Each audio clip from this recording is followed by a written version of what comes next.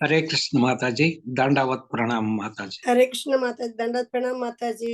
Hare Hare Krishna Krishna dear Mataji, devotees దండవత్ అందరికి ప్రణామం మాతాజీ. మన శ్రీమద్ భాగవతం హరే సెక్షన్ కి స్వాగతం దండ అండి. ప్రణామం.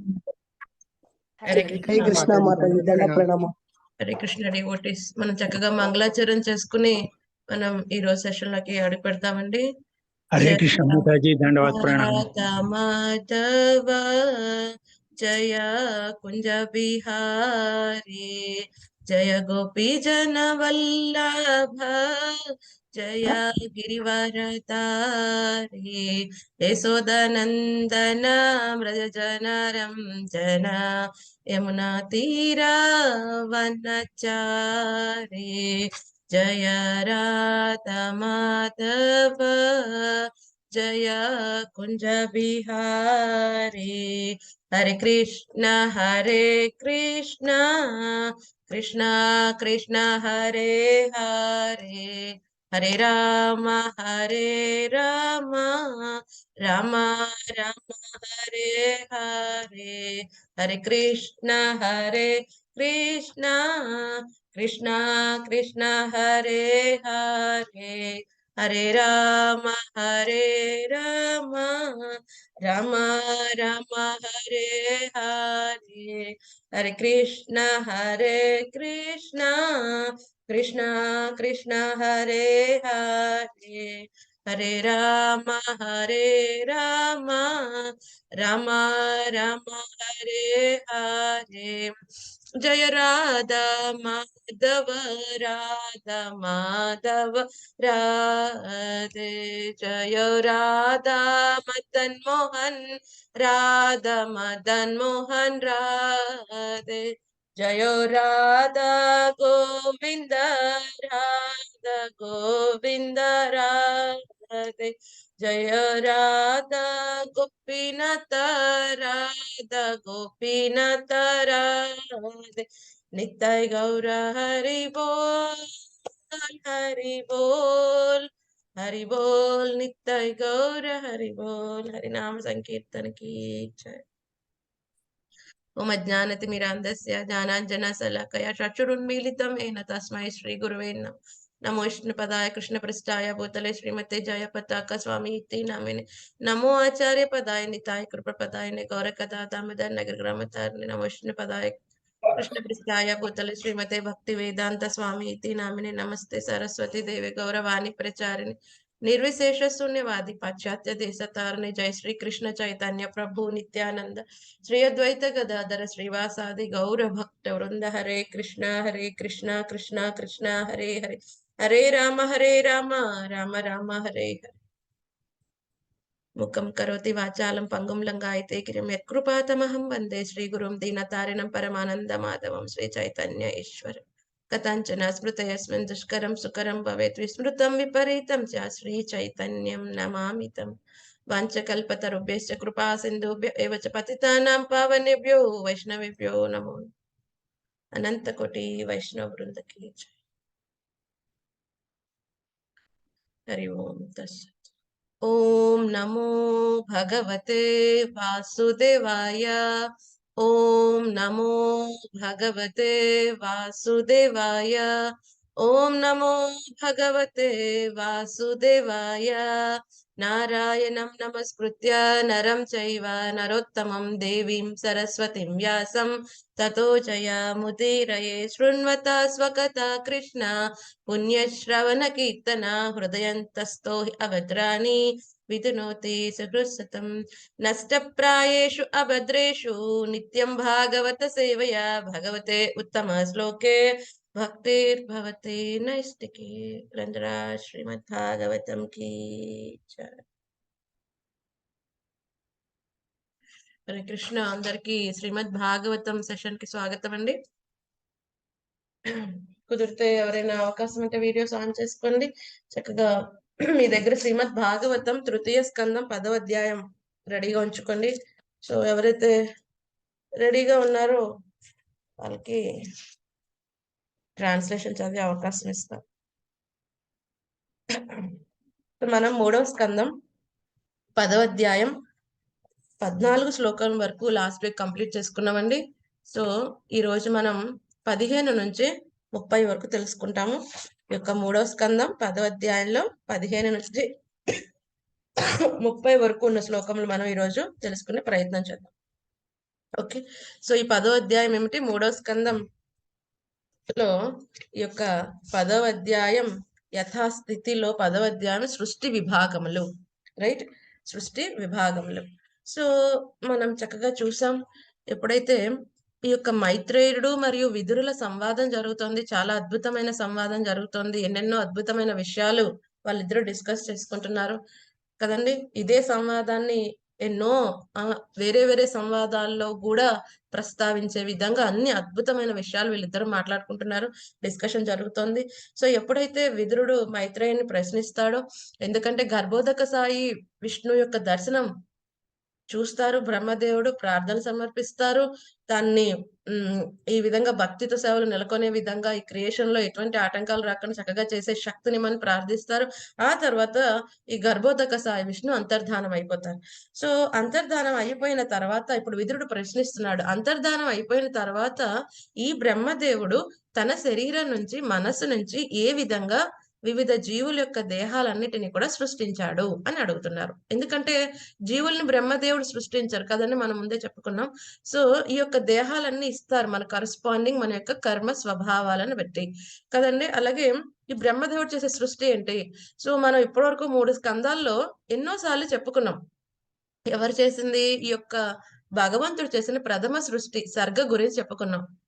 బ్రహ్మదేవుడు కూడా 2వ సృష్టి చేశారు, విసర్గ అని చెప్పుకున్నాం గానీ ఆయన ఇంతవరకు ఏం చేశాడు అన్నది ఇంతవరకు మనం ప్రస్తావించుకోలేదు.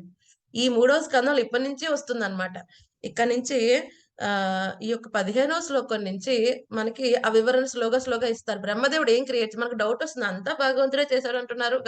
కారణోదక సాయి విష్ణు, గర్భోదక సాయి విష్ణు చేస్తే మరి బ్రహ్మదేవుడు ఏం చేశాడండి అని మనకు సందేహం రావచ్చు. సో బ్రహ్మదేవుడు ఏం చేశాడు ఈ సృష్టిలో, ఏమేమి తను సృష్టించాడు కదండి, ఏమేమి తన సెకండరీ క్రియేషన్ విసర్గలో పార్ట్ అన్న విషయం మనకి ఈ యొక్క 10వ అధ్యాయం నుంచి వివరంగా వస్తుంది. ఓకే. సో ఎప్పుడైతే ఈ యొక్క మైత్రేయ ముని కదండి ఏది కల్పించి చెప్పట్లేదు, ఏదైతే తను విన్నారో కదండి, మనం కూడా చెప్పుకున్నాం మైత్రేయ ముని యొక్క పరంపర ఎక్కడి నుంచి వస్తుంది ఎవరికైనా గుర్తుందా? మనం చాలాసార్లు చెప్పుకున్నాం 3వ స్కందంలో.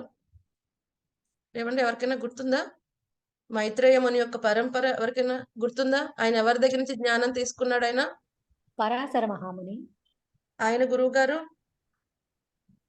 కృష్ణ భగవాన్ నుంచి పరంపరగా వస్తుంది, అది వివస్వానుడి నుంచి. లేదు లేదు లేదు మైత్రేయ ముని సనత్ కుమారులు మాతాజీ. ఫస్ట్ ఎవరి దగ్గర నుంచి వస్తుంది, వాళ్ళ పరంపర ఎలా స్టార్ట్ అవుతుంది? ఏమండి? ఎలాగైతే భగవంతుడు, బ్రహ్మదేవుడు, నారదముని, వ్యాసదేవుడు, సుఖదేవ గోస్వామి, తర్వాత సూత గోస్వామి, అలాగే మన మైత్రేయ ముని యొక్క పరంపర ఏమిటి? ఏమండి ప్రతి వారం వింటున్నాం మనం మైత్రేయ ముని గురించి, విదురుడు గురించి. మరి పరంపర మర్చిపోతే ఎలాగా? లాస్ట్ టైం నేనే చెప్పాను 3వ స్కందంలో 5వ అధ్యాయం మైత్రేయ ముని గురించి నేనే చెప్పాను అప్పుడు. ఉద్ధవ నుంచి కదా మాతాజీ అనేది? లేదు లేదు, ఉద్ధవ నుంచి విదురుడు వింటాడు. ఓకే సరే, ఈసారి గుర్తు పెట్టుకోండి. నెక్స్ట్ టైం ఎవరైనా అడిగినప్పుడు డెఫినెట్ గా చెప్పాలి మీ అందరూ, ఎందుకంటే చాలా శ్రద్ధగా వింటున్నారు. ఇంకొంచెం శ్రద్ధగా గుర్తు పెట్టుకుంటే బాగుంటుంది. సో మనం చెప్పుకున్నాం, ఎప్పుడైతే ఈ సంకర్షణ భగవాను నుంచి ఈ యొక్క సనత్ కుమారులు కదండి, వాళ్ళు ఈ యొక్క గంగ ప్రవాహంతో పాటు వాళ్ళు వెళ్ళి కింద ఉన్న పాతాళం కంటే కింద ఆయన అన్ని లోకాలు మోస్తూ ఉంటాడు ఆ సంకర్షణుడు కదండి. ఆ సంకర్షణ నుంచి సనత్ కుమారులు వింటారు. అందులో నలుగురిలో మళ్ళీ సనత్ కుమారు నుంచి సాంఖ్యాయన మునికి వస్తుంది. ఈ సాంఖ్యాయన ముని మళ్ళీ ఎవరికి చెప్తారు? పరాశర మునికి, బృహస్పతికి చెప్తారు. మళ్ళీ పరాశర ముని నుంచి మైత్రేయ మునికి వస్తుంది.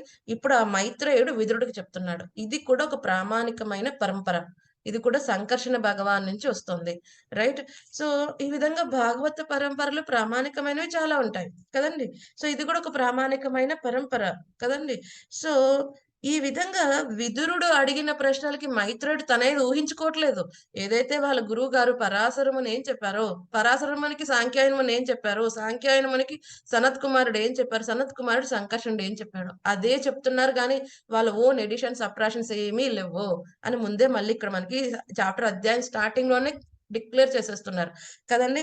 సో ఈ విధంగా ఎప్పుడైతే బ్రహ్మదేవుడు మళ్ళీ తన యొక్క నెక్స్ట్ డే ఎప్పుడైతే స్టార్ట్ అవుతుందో, మళ్ళీ మొత్తం కూడా భగవంతుని మీద తపస్సు చేసి, మళ్ళీ తన యొక్క సృష్టి అనేది స్టార్ట్ చేస్తాడు. సో, ఈ విధంగా స్టార్ట్ చేశాడు, ఏ విధంగా క్రియేట్ అవ్వబడుతుంది అన్న విషయం మనకి ఇక్కడ తెలుస్తుంది.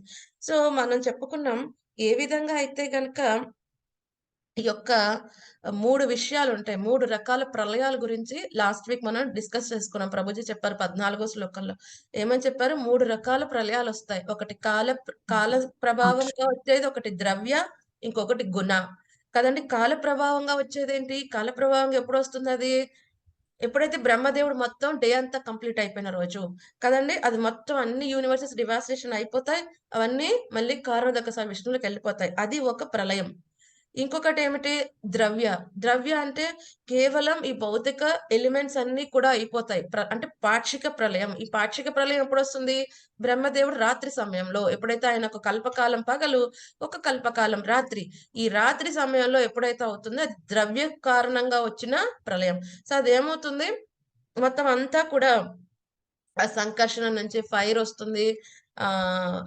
కదండీ! మొత్తం అంతా కూడా ప్రళయాల కింద లోకాలన్నీ కూడా ప్రళయ జలాల్లో మునిగిపోతాయి. మళ్ళీ నెక్స్ట్ డే బ్రహ్మదేవుడు మళ్ళీ నెక్స్ట్ డే స్టార్ట్ అయినప్పుడు మళ్ళీ కింద లోకాల వరకు క్రియేట్ చేస్తాడు. అప్పుడు స్వర్గ వరకు. మిగతావన్నీ బానే ఉంటాయి. కొన్ని కొన్ని కల్పాల్లో మొత్తం 14 ప్లానెటరీ సిస్టమ్స్ కూడా బ్రహ్మదేవుడు రాత్రి సమయంలో మునిగిపోతాయి. అప్పుడు మళ్ళీ వస్తాయి. కొన్ని కొన్ని కల్పాల్లో. బట్ జనరల్‌గా ఏం జరుగుతుంది? స్వర్గ వరకు అన్ని కూడా ప్రళయాలకు వెళతాయి. నెక్స్ట్ డే బ్రహ్మ మళ్ళీ స్టార్ట్ చేస్తాడు. 3వ ప్రళయం ఎప్పుడొస్తుంది? మన గుణాల కారణంగా మనం గనక ఇంకా గుణాలతోనే బంధింపబడి ఉంటున్నాం. బట్ మనం గుణాతీతం అవ్వలేదు. గుణాతీతం అయితే ఈ దేహం విడిచిపెట్టగానే అధ్యాత్మ ప్రపంచానికి వెళ్తాం. ఇంకా గుణాతీతం అవ్వలేదు. గుణాలతో బంధింపబడి ఉన్నాం. మన కార్యాలు చేస్తున్నాం. అప్పుడేమవుతుంది? మన యొక్క చేతన ప్రకారం మరణ సమయంలో ఎటువంటి చేతనతో ఉన్నాం, ఎటువంటి గుణం, ఎటువంటి స్వభావంతో ఉన్నాం, మళ్ళీ మనం ఆ జన్మ తీసుకుంటాం. ఇది ఒక రకమైన చిన్నిపాటి ప్రళయం. జీవుడితో పోల్చుకుంటే ఈ 3 రకాల ప్రళయాలని చెప్పాడాయన. చెప్పిన తర్వాత ఇదే 14వ శ్లోకంలో ఒక పదం చక్కగా చెప్పారు. ఏమంటున్నారు? సర్గో నవవిధస్తస్య 9 రకాల సృష్టి ఉందంట. సో, 9 రకాల సృష్టి గురించి మనం ఈరోజు మాట్లాడుకుంటున్నాం. ఈ 9 రకాల సృష్టిలో బ్రహ్మదేవుడు చేసిందేంటి? భగవంతుడు చేసిన సృష్టి ఏంటి? అన్న విషయం మనం ఇక్కడ మాట్లాడుకుందాం ఈరోజు. ఈరోజు సబ్జెక్ట్ మ్యాటర్ అదన్నమాట. సో, ఏమంటున్నారు? 15వ శ్లోకం. ఆద్యస్తు మహతా సర్గో గుణ వైషమ్యమాత్మనః ద్వితీయస్త్వహమో యత్ర ద్రవ్యజ్ఞాన క్రియోదయః. హరే కృష్ణ. లక్ష్మీదేవి మాతాజీ చదవండి. ట్రాన్స్లేషన్ 15వ శ్లోకం. హరే కృష్ణ మాతాజీ. హరే కృష్ణ. 9 విధములైన సృష్టిలలో మొదటిది మహత్తత్వ సృష్టి. భగవాని సన్నిధి కారణమున దాని యందు గుణ వైషమ్యము కలుగును. రెండవ దాని యందు మిథ్యాహంకారము సృజింపబడును. దాని యందు భౌతికాంశములు, భౌతిక జ్ఞానము, భౌతిక కర్మలు ఉత్పన్నమగును. హరే కృష్ణ మాతాజీ.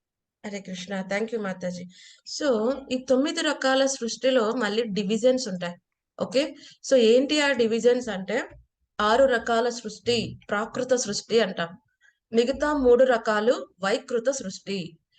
అంటే ఈ ప్రాకృత కరెక్ట్ గా వినండి. ఈ టర్మ్స్ మీకు అర్థమైతే సో నెక్స్ట్ కంటిన్యూషన్ నెక్స్ట్ 15 శ్లోకాలు అర్థమవుతాయి. లేకపోతే ఏంటి పదాలు అనిపిస్తూ ఉంటాయి. ఎందుకంటే టెక్నికల్ టర్మ్స్ అనేది వాడతారు క్రియేషన్ గురించి మాట్లాడినప్పుడు కదండి. అవి మనకు అర్థమైతే ఒకసారి ఎప్పుడు నెక్స్ట్ శ్రీమద్ భాగవతంలో పదం ఎప్పుడు వచ్చినా మనకు అర్థమవుతుంది. లేకపోతే ఎప్పుడు ఫస్ట్ టైం ఈ పదాలు వస్తాయి కాబట్టి ఇప్పుడు చక్కగా అర్థమైతే మిగతా భాగవతంలో ఎక్కడైతే ఈ పదాలు వస్తున్నాయో అర్థమవుతాయి. ఇప్పుడు ఈ టెక్నికల్ టర్మ్స్ మనం మర్చిపోతే అర్థం కాకపోతే అవి నెక్స్ట్ స్కందాల్లో వచ్చినప్పుడు మనకు అర్థం కాదు కదండి. సో ప్రాకృత సృష్టి, వైకృత సృష్టి, ప్రాకృతం, వైకృతం.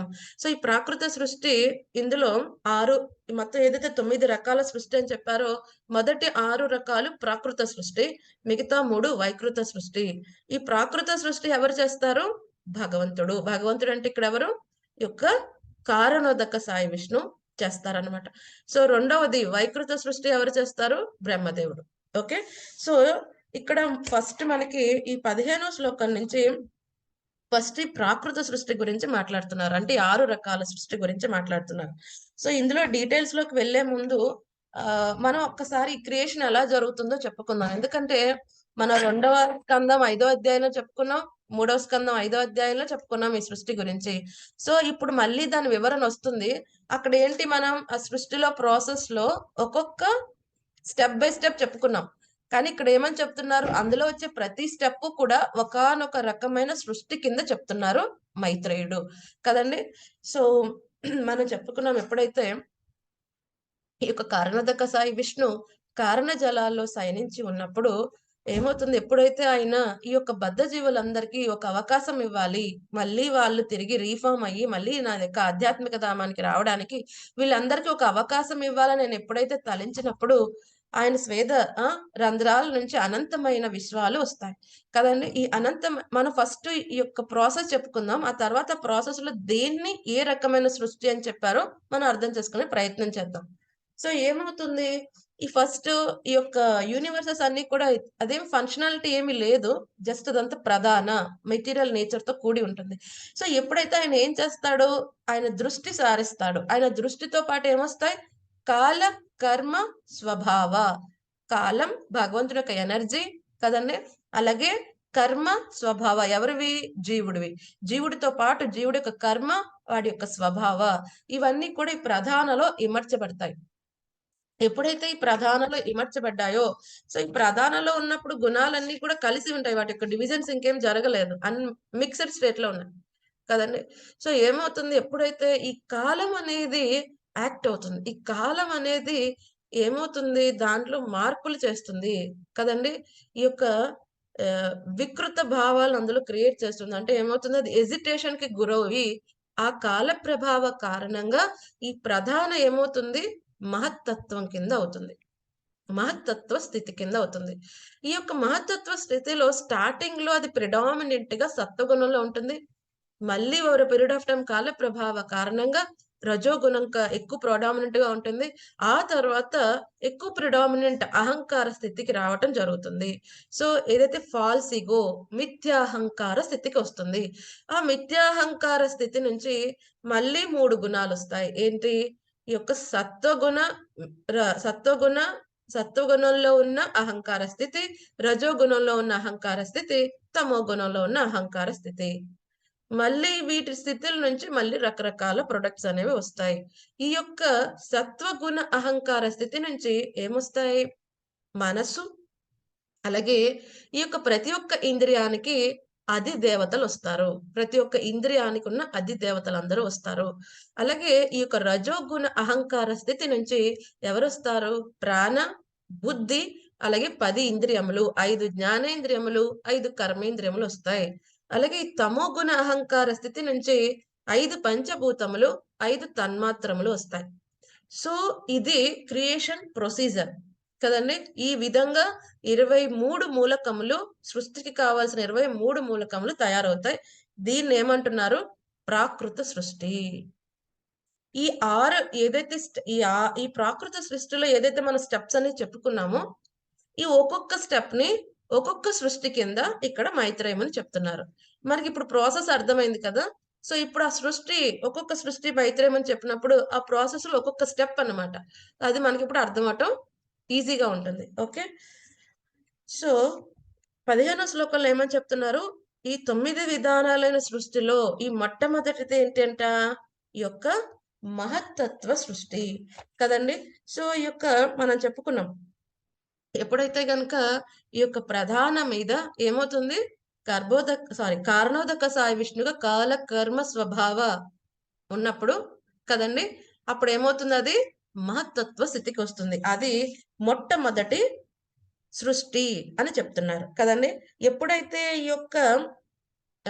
యొక్క మహత్తత్వ స్థితి మళ్ళీ రూపాంతరం చెందుతూ కాల ప్రభావ కారణంగా ఏమవుతుంది, అది మనం చెప్పుకున్నాం అహంకార స్థితి, మిథ్యాహంకారం. అదే చెప్తున్నారు ఇక్కడ, 2వ దాని యందు మిథ్యాహంకారం సృష్టించును. అంటే ఏంటి, 2వ సృష్టి కింద ఏమని చెప్తున్నారు, ఆ ప్రాసెస్ లో సెకండ్ స్టెప్ ఏంటది, మహత్తత్వం నుంచి మిథ్యాహంకార స్థితి. ఈ మిథ్యాహంకారం చాలా శక్తివంతమైనదంట. అంటే ఈ మిథ్యాహంకారం ఏమేమి తయారు చేయగలదు ఈ 23 మూలకాల్లో అన్నది ఇక్కడ చెప్తున్నారు. ఓకే, ఏమేమి తయారు చేయగలదంట, అది భౌతిక అంశములు, అంటే ఈ పంచభూతములన్నిటిని తయారు చేయగలదు. ఈ భౌతిక జ్ఞానం ఏదైతే బుద్ధి, ఇంటెలిజెన్స్, అలాగే భౌతిక కర్మలు అవన్నిటినీ కూడా అది ఉత్పన్నం చేయగలదు. అంటే ఈ యొక్క మిథ్యాహంకార స్థితి నుంచి ఏమేమి రావచ్చు, ఏమేమి రాగలిగిన పొటెన్సీ దానికి ఉంటుందని చెప్తున్నారు. ఏమేమి రాగలవంట? కర్మేంద్రియాలు, జ్ఞానేంద్రియాలు, అధిష్టాన దేవతలు. ఇందాక మనం చెప్పుకున్నాం కదా, దాని నుంచి మళ్ళీ 3 స్థితులు వస్తాయని. సో ఇవన్నీ కూడా వస్తాయి. అంత శక్తివంతమైనది మిథ్యాహంకార యొక్క పొటెన్సీ అని చెప్తున్నారు. సో 16వ శ్లోకంలో చూద్దాం. భూత సర్గ శృతియస్తు తన్మాత్రో ద్రవ్య శక్తిమాన్ చతుర్థ ఇంద్రియ సర్గో యస్తు జ్ఞాన క్రియాత్మక. సుజాత మాతాజీ చదవండి. హరే కృష్ణ మాతాజీ. హరే కృష్ణ. మూడవ సృష్టి యందు ఇంద్రియానుభూతులు సృజింపబడినవి. వాటి నుండి భౌతికాంశములు సృజింపబడినవి. జ్ఞానము మరియు క్రియాశక్తి సృష్టియే 4వ సృష్టి. Hare Krishna. Hare Krishna. Thank you Mataji. So 3వ సృష్టి ఏమంటున్నారు? ఇంద్రియ అనుభూతులు సృష్టింపబడ్డాయి. ఇంద్రియ అనుభూతులు అంటే ఏంటి? తన్మాత్రములు. ఏమంటే ఎవరికైనా గుర్తుందా ఏంటి తన్మాత్రములు?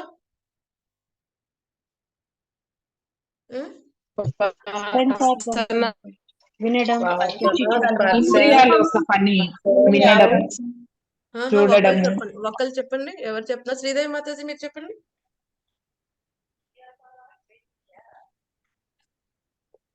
హరే కృష్ణ మాతాజీ. పంచభూతాలు. తన్మాత్రములు అంటే ఏంటి? ఇక్కడ తన్మాత్రములు అంటే మన ఇంద్రియాల యొక్క పనులు మేడం. ఇంద్రియానుభూతులు. ఏంటి ఇంద్రియానుభూతులు? ముక్కు, చెవు అలాంటివి అనుకుంటా మాతాజీ. చెవితో శబ్దం. కొంచెం సరిగ్గా వినండి. ఇంద్రియానుభూతుల్ని ఏమంటారు? తన్మాత్రములు. ఏమిటా ఇంద్రియానుభూతులు? వినడము, రుచి చూడడము, శబ్దం, రుచి, రూపం కదండి, వాసన, స్పర్శ కదండి. ఇవైదు కూడా ఏంటివి? తన్మాత్రములు కదంటే. అంటే ఇంద్రియాల నుంచి మనకు వచ్చే అనుభూతులు కదండి.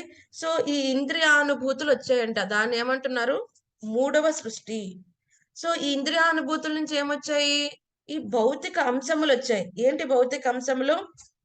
భూమి, నీరు, గాలి, ఆకాశం.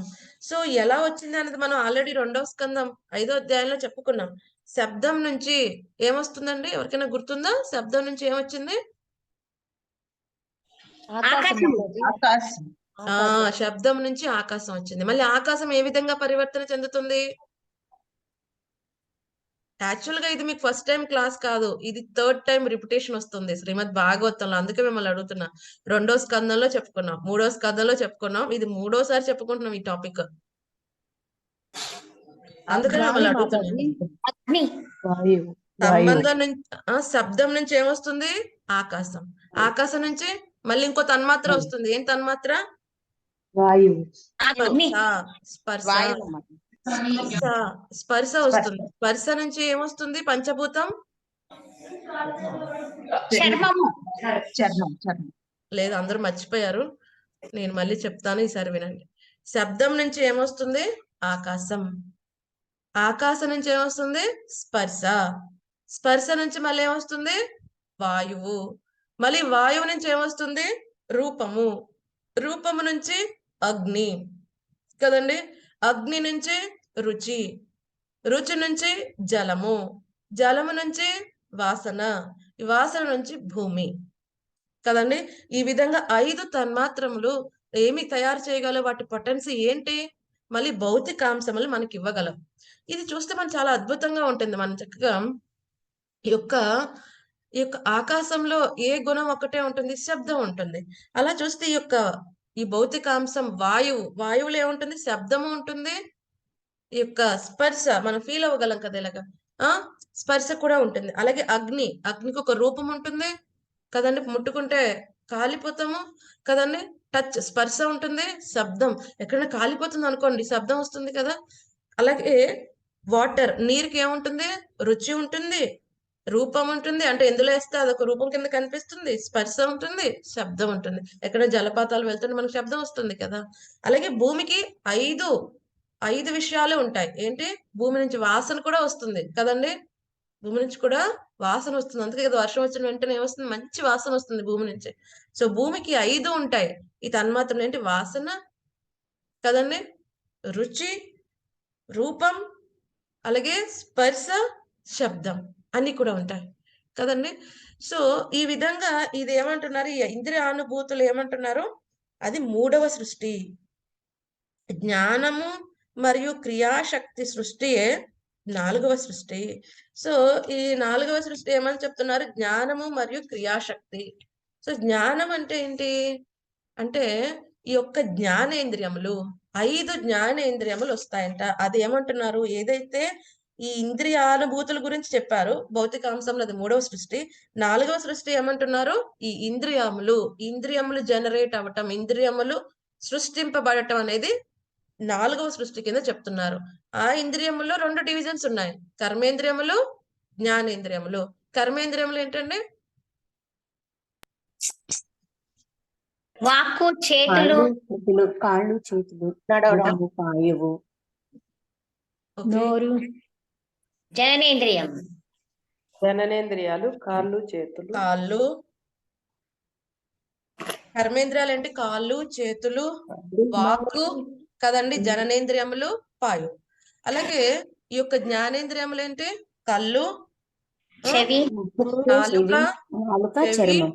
ముక్కు, చర్మం, స్పర్శ కదండి. సో ఇవి 5 కర్మేంద్రియాలు, 5 జ్ఞానేంద్రియాలు వచ్చాయంట. సో వీటిలో ఏమంటారు, జ్ఞాన క్రియాశక్తి. సో జ్ఞాన క్రియాశక్తి అని ఎందుకు అంటున్నారు, ఇప్పుడు జ్ఞానం దేనికి కావాలి, క్రియాశక్తి దేనికి కావాలి. ఇక్కడ మనం ఇందాక చెప్పుకున్నాం కదా, ఈ యొక్క అహంకార స్థితి నుంచి వచ్చే స్టెప్ ఇది. అహంకార స్థితిలో రజోగుణ అహంకార స్థితి అప్పుడు వచ్చేవేంటి, ప్రాణ, 5 కర్మేంద్రియములు, 5 జ్ఞానేంద్రియములు, బుద్ధి కదండి.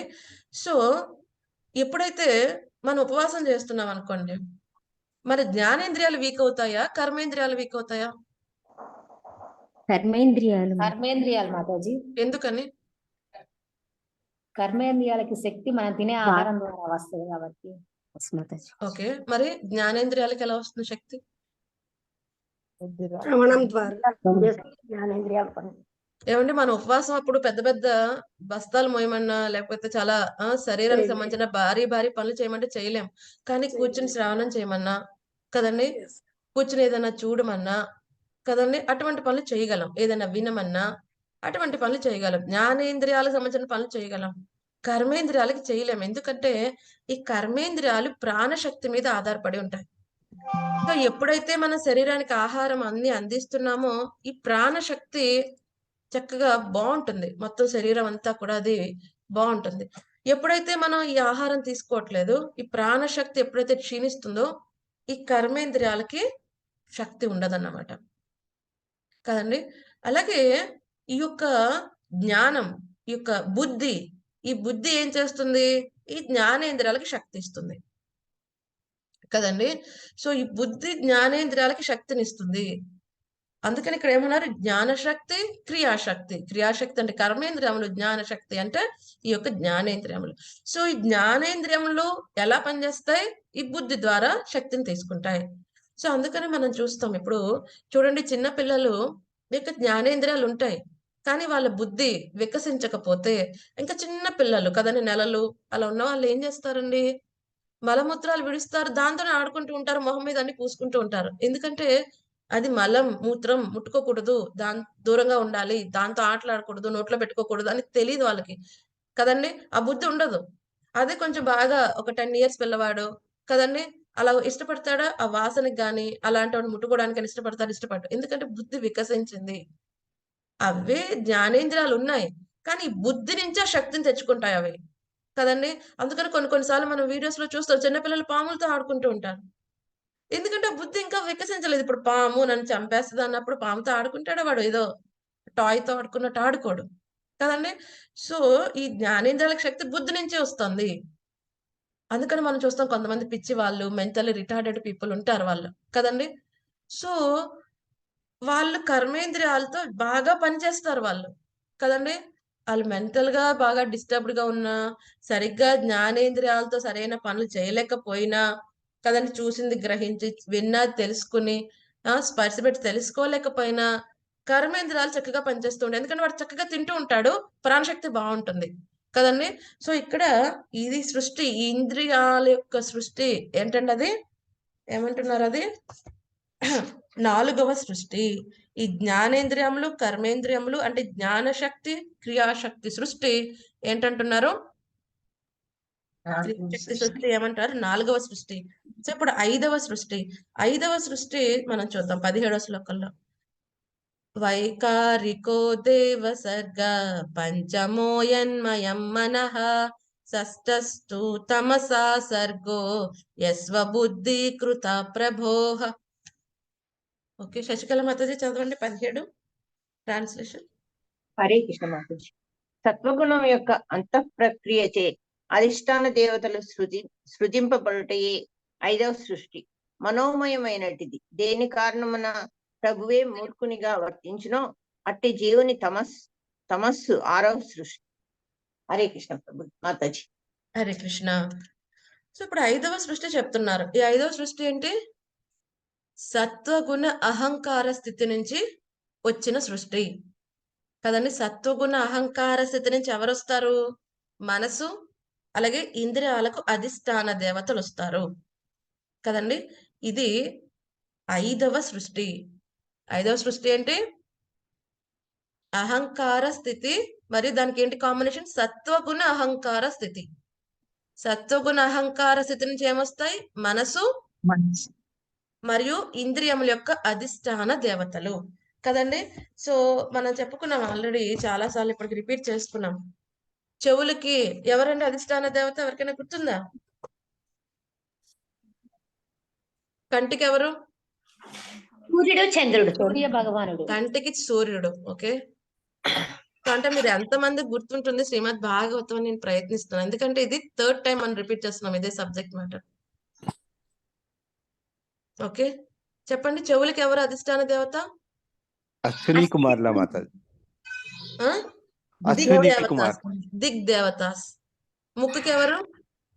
అశ్విని కుమారులు. ముక్కుకి అశ్విని కుమారులు. ఓకే, నాలుగుకి ఎవరు? వరుణ. వరుణ. ఈ యొక్క చర్మానికి ఎవరు? పర్స. ఎవరు చర్మానికి ఎవరు? చంద్రుడు అనుకుంటాను. కాదు కాదు, మనస్సుకు చంద్రుడు. వాయువు. వాయువు. ఓకే, చేతులకి ఎవరు? ఇంద్రుడు. కాళ్ళకి విష్ణు. ఉపేంద్రుడు. ఉపేంద్రుడు అయిన విష్ణు. మళ్ళీ వాయిస్ కి, వాక్కుకి అగ్ని. అగ్ని. వండర్ఫుల్ మాతాజీ. సో అందుకనే కదా మనకి ఇక్కడ గొంతులో ఈ అగ్ని కనుక సమించిపోయింది అనుకోండి, మనం మాట్లాడతాం కానీ అవతల వాళ్ళకి వినిపించదు కదండి. సో మన శరీరంలో కూడా ఆ అగ్ని ఉన్న పాలలో ఉండాలి. ఎప్పుడైతే ఆ అగ్ని ఇక్కడ గొంతు భాగంలో దగ్గర ఉండ అగ్ని మందగించేసింది అనుకోండి, మనం మాట్లాడతాం కానీ వేరే వాళ్ళకి ఏం వినిపించదు కదండి. సో అదే అగ్ని. ఈ యొక్క ఆనస్. ఆనస్ అంటే దాని యొక్క అధిష్టాన దేవత ఎవరు? మిత్ర. అలాగే జెనిటల్స్ కదండి, ఈ యొక్క ఉత్పత్తికి ఉపయోగపడేవి ఏంటి, ఎవరు అధిష్టాన దేవత? ప్రజాపతి కదండి. ఈ విధంగా వీళ్ళందరూ వస్తారు. ఇప్పుడు ఎవరు? ఈ అధిష్టాన దేవతలందరూ సృష్టింపబడతారు. దీన్ని 5వ సృష్టి. ఇందాక చెప్పారు ఎవరు? మనసుకి ఎవరు? చంద్రుడు. కరెక్ట్ ఆన్సర్ అది. సో ఈ విధంగా వీళ్ళందరూ కూడా, మనస్సు కూడా చంద్రుడు, వీళ్ళందరూ కూడా అధిష్టాన దేవతలందరూ కూడా సృష్టింపబడతారు. ఇది 5వ సృష్టి. సో మరి ఇక్కడ ప్రభుపాద్ గారు చక్కగా భాషలో చెప్తున్నారు, వీళ్ళందరూ ఎవరు? విష్ణు భగవానుని ప్రతినిధులు. వీళ్ళందరూ కూడా సత్వగుణంలో ఉంటారు కదండి. వీళ్ళు ఎప్పుడు కూడా సత్వగుణ ప్రధానులుగా ఉంటారు. మరి అసురులు ఎవరు? భగవంతుని మాట వినరు, భగవంతుడు చేయమంటే వాళ్ళకి అపోజిట్ చేస్తూ ఉంటారు కదండి. వాళ్ళందరూ రజస్తమో గుణ ప్రధానులై ఉంటారు. సో అంటే ఏంటి, యాక్చువల్ గా ఈ యొక్క దేవతా లక్షణాలు ఎప్పుడైతే సత్వగుణాల్లో అభివృద్ధి చెందుతున్న కొద్దీ దేవతా లక్షణాలన్నీ వస్తాయి. ఎవరైతే రజస్తమో గుణాల్లో వెళ్తున్న కొద్దీ కూడా వాడికి అసుర స్వభావాలన్నీ వస్తాయి. అసురుడు అంటే 2 కొమ్ములు ఉన్నవాడే కాదు కదండి. సో మనం చక్కగా అర్థం చేసుకోవాలి ఆ విషయాన్ని. సో ఇంకేమని చెప్తున్నారు ఇక్కడ, వీళ్ళందరూ ఎవరు? భగవంతుని యొక్క పార్ట్ అండ్ పార్సెల్, భగవంతుని యొక్క అంశాలు వాళ్ళు కూడా.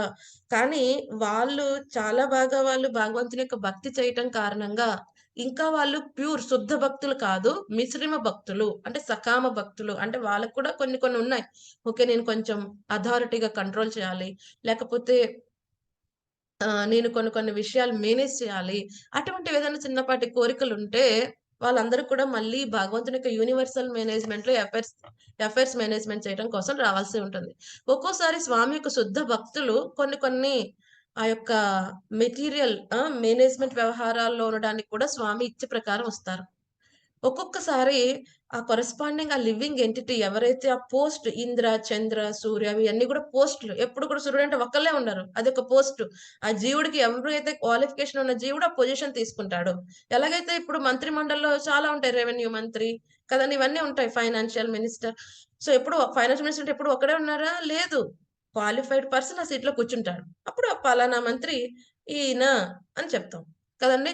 అలాగే ఇప్పుడు సూర్యుడు వివస్వానుడు కదండి. అలాగే ఇప్పుడున్న ఆయన పేరు వివస్వానుడు. సో అలాగా అప్పటికప్పుడుకున్న క్వాలిఫైడ్ జీవ ఆ పోస్ట్ లో కూర్చుంటాడు కదండి. సో ఒకవేళ ఎవరు ఆ పోస్ట్ కి క్వాలిఫైడ్ వాళ్ళు లేకపోతే స్వామి కూడా పొజిషన్ తీసుకుంటారు ఒక్కొక్కసారి. ఎందుకంటే యూనివర్స్ మేనేజ్మెంట్ నడుస్తూ ఉండాలి. ఒక్కొక్కసారి క్వాలిఫైడ్ ఎవరు జీవులు లేరు, బ్రహ్మదేవుడి కింద ఉంటారు. అంటే స్వామి బ్రహ్మదేవుడి కింద అవడానికి రెడీ అయిపోతారు అన్నమాట కదండి. సో ఇదిలా జరుగుతుంది. ఈ విధంగా యూనివర్సల్ మేనేజ్మెంట్ లో ఈ అందరూ దేవీ దేవతలు అందరూ కూడా స్వామికి సహాయం చేస్తూ ఉంటారు. అంటే వాళ్ళు ఎప్పుడు స్వామికి ఇండిపెండెంట్ కాదు. అలాగని ఈ దేవీ దేవతలు మనకి ఏదైనా వరాలు ఇస్తున్నారు అంటే అది స్వామి శాంక్షన్ ఇస్తేనే. ఇప్పుడు స్టేట్ లెవెల్లో ఎవరైనా మినిస్టర్స్ మనకి ఏదైనా చేయాలి స్టేట్ లో అంటే అక్కడ ప్రైమ్ మినిస్టర్ గారు ఆమోదం ఉండాలి. వీళ్ళ వరకు కొంతవరకే పవర్స్ ఉంటే ఆ పవర్స్ కూడా ఎవరిస్తారు? ప్రైమ్ మినిస్టర్ గారు. వీళ్ళని కూడా రూల్ అవుట్ చేయగలడు ఆయన కదండి. అలాగే ఈ యొక్క దేవీ దేవతలు వాళ్ళ శక్తి ఎక్కడి నుంచి వస్తుంది? భగవంతుడి నుంచి. వాళ్ళని కూడా నియమించేది భగవంతుడే. ఎలాగైతే జీవుల్ని ప్రకృతిని భగవంతుడు నియమిస్తున్నాడో ఈ వివిధ దేవీ దేవతలను కూడా స్వామి నియమిస్తున్నాడు కదండి. ఎందుకంటే ప్రతి ఒక్కరు చిన్నపాటి కంట్రోలరే, ఏదో కంట్రోల్ చేస్తున్నారు. చాలా మంది వాళ్ళ ఇంటి వరకు కంట్రోల్ చేయవచ్చు. వాళ్ళ ఇంట్లో ఉన్న వాళ్ళందరినీ కంట్రోల్ చేయవచ్చు. వాళ్ళ మాట చేతనో లేకపోతే వాళ్ళ సంపాదన చేతనో ఏదో విధంగా కంట్రోల్ చేయవచ్చు. లేకపోతే వాళ్ళ వయసు చేతనో ఏదో విధంగా కంట్రోల్ చేస్తూ ఉంటారు. కొంతమంది వాళ్ళ సమాజం వరకు, కొంతమంది వాళ్ళ కాలనీ వరకు చేయవచ్చు. అది చిన్నపాటి యజమానత్వం అంతే. అలాగే కొన్ని దేవీ దేవతలకి కొన్ని వర్క్స్ వరకు వాళ్ళ యజమానత్వం వహిస్తూ ఉంటారు. అంతేగాని సర్వానికి యజమాని, భోక్త, యజమాని ఎవరు? స్వామి. మనకి చెప్పాడు స్వామి, ఇది కూడా భగవద్గీతలోనే చెప్పాడు. భోక్తారం యజ్ఞ తపసాం సర్వలోక మహేశ్వరం సుహృదం సర్వభూతానం జ్ఞత్వా మాం శాంతి మృచ్చతి. నేనే అన్నిటికీ పరమభోక్తని, యజమానిని, కంట్రోలర్ని. దేవి దేవతలకి అన్ని లోకాలకి నేనే యజమాని. అంతేకాదు ప్రతి ఒక్క జీవుడికి ఆయన ఎవరు? సుహృద్, పరమ శ్రేయోభిలాషి అని ఎవరైతే తెలుసుకుంటారో వాళ్ళు పరమ శాంతిని పొందుతారు అని చక్కగా చెప్పాడు భగవద్గీతలో స్వామి. సో మనం ఆ విషయం అర్థం చేసుకోవాలి. ఇప్పుడు దేవీ దేవతలు ఇండిపెండెంటా స్వామికి? మనం కోరితే వాళ్ళు ఇచ్చేస్తారా వరాలు? కాబట్టి వాళ్ళు ఇండిపెండెంటా? కాదండి. వాళ్ళందరూ కూడా స్వామి యొక్క యూనివర్సల్ మేనేజ్మెంట్ లో వాళ్ళ కార్యకలాపాలు చేస్తున్నారు. మనం అంటే భయంతో లేదా మనకేదో సాయం చేయాలని చూడు టైంకి వచ్చేస్తున్నారా? లేదు. బ్రహ్మ సంహితలో చెప్పబడుతుంది ఎవరి పట్ల భయంతో కదండి. ఎవరి యొక్క ఆజ్ఞ ప్రకారం టైంకి వస్తున్నాడు స్వామి సూర్యోదయం అంటే ఆ టైం టక్కన ఎందుకు వస్తున్నాడు? ఎవరి పట్ల వస్తున్నాడు? భయంతో. ఎవరి పట్ల? ఎవరి ఆజ్ఞ ప్రకారం వస్తున్నాడు? ఆ దేవాది దేవుడి యొక్క ఆజ్ఞ పట్ల కదండి. సో ఆయన యొక్క మేనేజ్మెంట్ లో అన్ని టైం టు టైం ఎందుకు చేస్తున్నారు? ఆయన పట్ల మొత్తం శరణాగతి పొంది ఉన్నారు కదండి. ఎలాగైతే ప్రైమ్ మినిస్టర్ గారు చెప్పినట్టు అందరూ ఎలాగైతే ఫాలో అవుతుంటారో అలాగే దేవీ దేవతలు యూనివర్సల్ మేనేజ్మెంట్ లో అందరూ భగవంతుని యొక్క ఆజ్ఞ ప్రకారం వాళ్ళకి ఇచ్చిన కార్యక్రమాలు ఈ యూనివర్సల్ మేనేజ్మెంట్ కోసం వాళ్ళు చేస్తూ ఉంటారు. ఈ దేవీ దేవతలు వాళ్ళ యొక్క పొటెన్సీ చూడండి. వాళ్ళు కూడా వీళ్ళందరూ ఎవరు? ఈ అధిష్టాన దేవతలందరూ ఎవరైతే మనం చెప్పుకున్నాం వీళ్ళందరూ ప్రైమరీ సృష్టిలో వస్తారు. ఇంకా కొంతమంది దేవీ దేవతలు ఉంటారు. వాళ్ళందరినీ బ్రహ్మదేవుడు సృష్టిస్తాడు. ఈ దేవీ దేవతలు ఎవరైతే చెప్తున్నారో వీళ్ళని ప్రథమ సృష్టిలో వస్తారు. వీళ్ళని ఎవరు సృష్టించారో? కారణోదక సాయి విష్ణువు నుంచి వస్తున్నట్టు లెక్క. ఎందుకంటే ఆ ప్రాసెస్ స్టార్ట్ చేసింది ఆయన. ఆ ప్రాసెస్ నుంచి ఆ యొక్క సత్వగుణ అహంకార స్థితి నుంచి ఈ అధిష్టాన దేవతలు వచ్చారు. సరే, అయితే ఇంకేమంటున్నారు? ఇంకేమొచ్చాయంట? 6వ సృష్టి. ఈ 6వ సృష్టి ఏమని చెప్తున్నారు? తమస్, అజ్ఞానము. తమస్, అజ్ఞానం వచ్చిందంట. సో దేని కారణమున ప్రభువే మూర్ఖునిగా వర్తించినో అట్టి జీవుని తమస్సు 6వ సృష్టి. ఇక్కడ ప్రభు అంటే ఎవరు? జీవుడు గురించి మాట్లాడుతున్నారు కదండి. జీవుడు దేని వల్ల మూర్ఖుడి కింద వ్యవహరిస్తాడంట? ఈ తమస్సు వల్ల. సో ఇప్పుడు ఈ తమస్సు అనేది ఏంటి? 6వ సృష్టి కదండి. సో ఈ అజ్ఞానం అనేది ఇక్కడ తీసుకురాబడింది. ఒక్క నిమిషం అండి.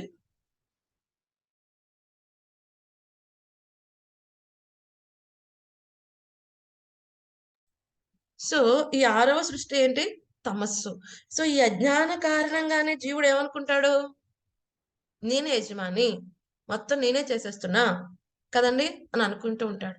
ఈ అజ్ఞాన కారణంగానే జీవుడు ఎప్పుడూ కూడా ఈ సంసార చక్రంలోనే పడి ఉంటాడు.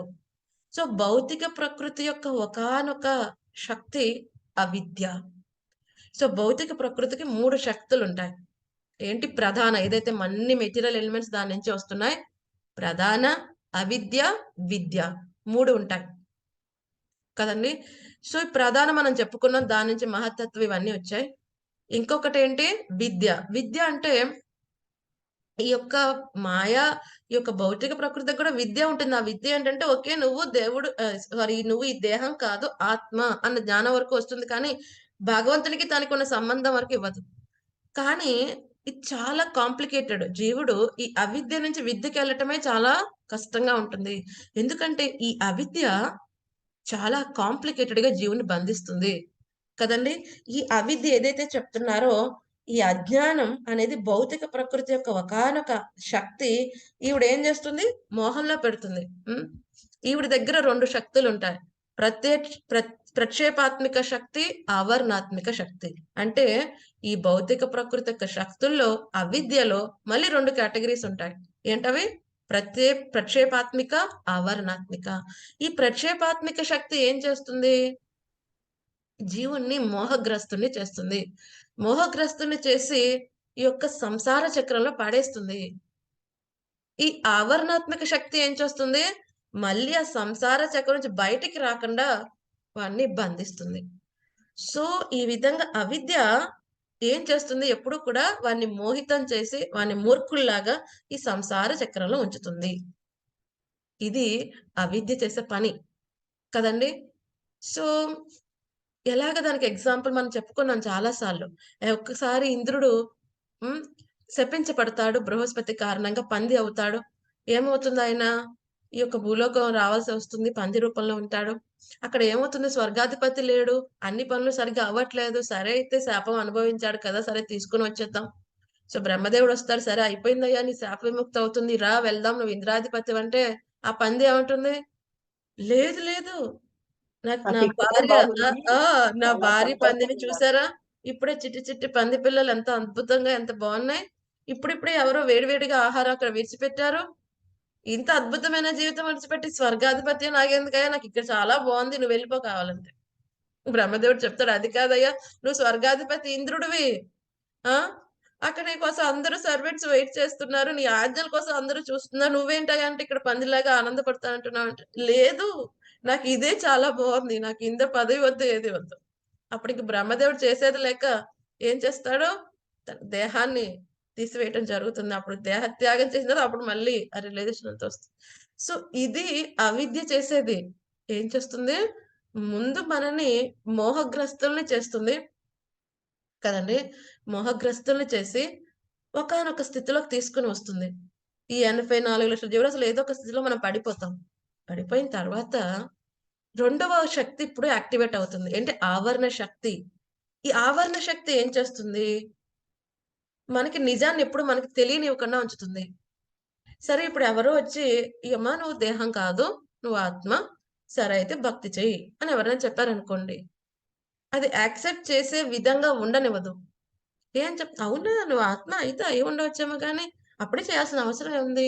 ఒక 10 సంవత్సరాల తర్వాత చూడొచ్చు కదా, ఇప్పుడు చాలా హ్యాపీగా ఉన్నావు కదా, ఇప్పుడు చేసేస్తే ఏంటి ప్రయోజనం? అసలు ఎంత అద్భుతం, ఇంత అదృష్టం, ఇంత ఇంత సంపద, ఇంత ఐశ్వర్యం, ఇంత అందం ఎవరికైనా ఉన్నాయా? కాస్త ఆనందించవచ్చు కదా, తర్వాత చూసుకోవచ్చు. వెళ్ళనివ్వదు, ఎప్పుడు కూడా డ్రాగ్ చేసి ఉంచుతుంది కదండి. ఈవెన్ పంది పిల్ల కూడా పందిగా ఉన్న వాళ్ళు కూడా ఆనందంగా ఉన్నట్టు అనిపిస్తుంది. వాళ్ళు ఏ స్థితిలో ఉన్నారో వాళ్ళు ఆనందంగా ఉంటారు. ఏమంటారు? కాకి పిల్ల కాకి ముద్దు. అలాగే కాకి కూడా అనుకుంటుంది నాకంటే అందమైన జీవి ఎవరో లేరని. పంది కూడా అనుకుంటుంది నాకున్న సౌఖ్యం ఎవరికీ లేదని కదండి. ఈ విధంగా ఉంచుతుంది మాయ. మొన్నొక ప్రభుజీ క్లాస్ లో నేను విన్నాను, ఈవెన్ నరకంలో ఉన్న వాళ్ళు కూడా 14 లోకాలు, పాతాళ లోకాలు, కింద మనకి నరకాల్లో యమధర్మరాజు దగ్గర ఎన్నో రకాల నరకాల యాతన అనుభవించాల్సి వస్తుంది. సో అక్కడ ఎప్పుడైతే అక్కడ యాతన శరీరం అనేది వస్తుంది జీవుడికి, అంటే యాతన శరీరం అంటే అక్కడ ఎన్ని యాతనలు పడినా అది డిస్ట్రాయ్ అవ్వదు. మన కర్మ ఫలితాలు అనుభవించేంత వరకు అది డిస్ట్రాయ్ అవ్వదన్నమాట. కదండీ! మామూలుగా ఇప్పుడు మనం తీసుకుని వెళ్లి నూనెలో ఏసేస్తే వేడి వేడి నూనెలో కాలిపోతాం మనం. కానీ అక్కడ యాతన శరీరంలో నూనెలో వేసిన బాధ అనుభవిస్తాం గానీ శరీరం మళ్ళీ ఎగ్జిస్టింగ్‌గా ఉంటుంది. అటువంటి శరీరం దొరుకుతుంది అక్కడ. సో అక్కడ ఫస్ట్‌లో వాడు దుఃఖిస్తూ ఉంటాడంట. ఏదైనా ఒక నరక యాతన ఫస్ట్ టైమ్ వాడు ఆ నరకానికి వెళ్ళినప్పుడు ఏడుస్తుంటాడు. అయ్యయ్యయ్యయ్యో! తర్వాత వీడిని షిఫ్ట్ చేయాలి కదా! మన కర్మల ప్రకారం ఈ నరకంలో ఇన్ని సంవత్సరాలు, మళ్ళీ ఇంకొక నరకంలో ఈ కుంభీపాకం అని అదనో నూనెలో వేయించటం, లేకపోతే వేడి వేడి వేడి వేడి కాదు ఏమంటారు? ఈ యొక్క ఐరన్ రాడ్ లాంటి స్తంభాల్ని హత్తుకోవటం ఇటువంటి ఉంటాయి. రకరకాల నరకాలు. సో ఒక ప్లేస్ నుంచి ఇంకో ప్లేస్‌కి తీసుకువెళ్తుంటే వాడు ఏడుస్తాడంట. నన్నిక్కడే ఉంచండి. వాడిని తీసుకొని వెళ్ళేది ఆ నరకం నుంచి వేరే చోటికి. బట్ ఇది చాలా బాగుంది, నన్ను ఇంకో చోటికి తీసుకెళ్ళకండి అని ఏడుస్తాడంట. అంటే ఇది మాయ. ఏ స్థితిలో ఉన్నామో మనం దానికి అందులో ఆనందాన్ని ఎతుక్కుని అది చాలా బాగుంది అనుకుంటాం. చూడండి, నరకంలో ఉన్నవాడు నూనెలో మరుగుతున్నప్పుడు కూడా ఓవర్ పీరియడ్ ఆఫ్ టైం అందులో ఆనందాన్ని ఎత్తుకుంటాడు. సో ఇదన్నమాట మాయ ఆవరించేస్తుంది. ఒకటి ప్రదేశాత్మిక శక్తి అదేం చేస్తుంది, జీవుని లాగి పెట్టి సంసార చక్రంలో పెడుతుంది. ఆ తర్వాత ఆవరణాత్మక శక్తి మనకి నిజమైన జ్ఞాన సైడ్ వెళ్ళనివ్వదు, విద్య దగ్గరికి వెళ్ళనివ్వదు. సో ఈ విధంగా మనం దేహం కాదు ఆత్మస్వరూపం తెలుసుకోవడం చాలా కష్టం అవుతుంది. సో మరి దీనికి సొల్యూషన్ ఏంటి? సొల్యూషన్ ఏంటండి? సో ఎవరైతే ఈ యొక్క తమస్సు అనే ప్రభావంతో ఉంటారో ఇక్కడ ప్రభుపాద్ గారు రాశారు.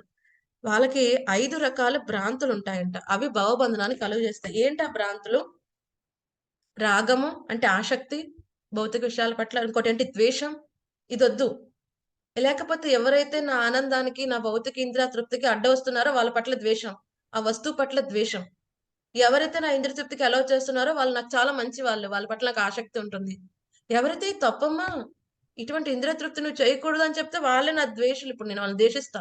ఎలాగైతే రావణాసురుడు విభీషణ్ణి ద్వేషించాడు కదండి. అది నచ్చదు, అది రుచించదు వాళ్ళకి. సో రాగం, ద్వేషం, గర్వం. ఓ నేను కాబట్టి ఇంత ఐశ్వర్యవంతుని, ఇంత అందంగా, ఇంత శక్తివంతుని, ఇంత కీర్తివంతుని. ఈ దేహంతో వచ్చిన వాటితో మనం ఆసక్తి పెట్టుకుంటాం, గర్వపడతాం వాటి పట్ల గర్వం. తర్వాత ఏమవుతుందంటే ఇంకో లక్షణం ఏంటి? అజ్ఞానం.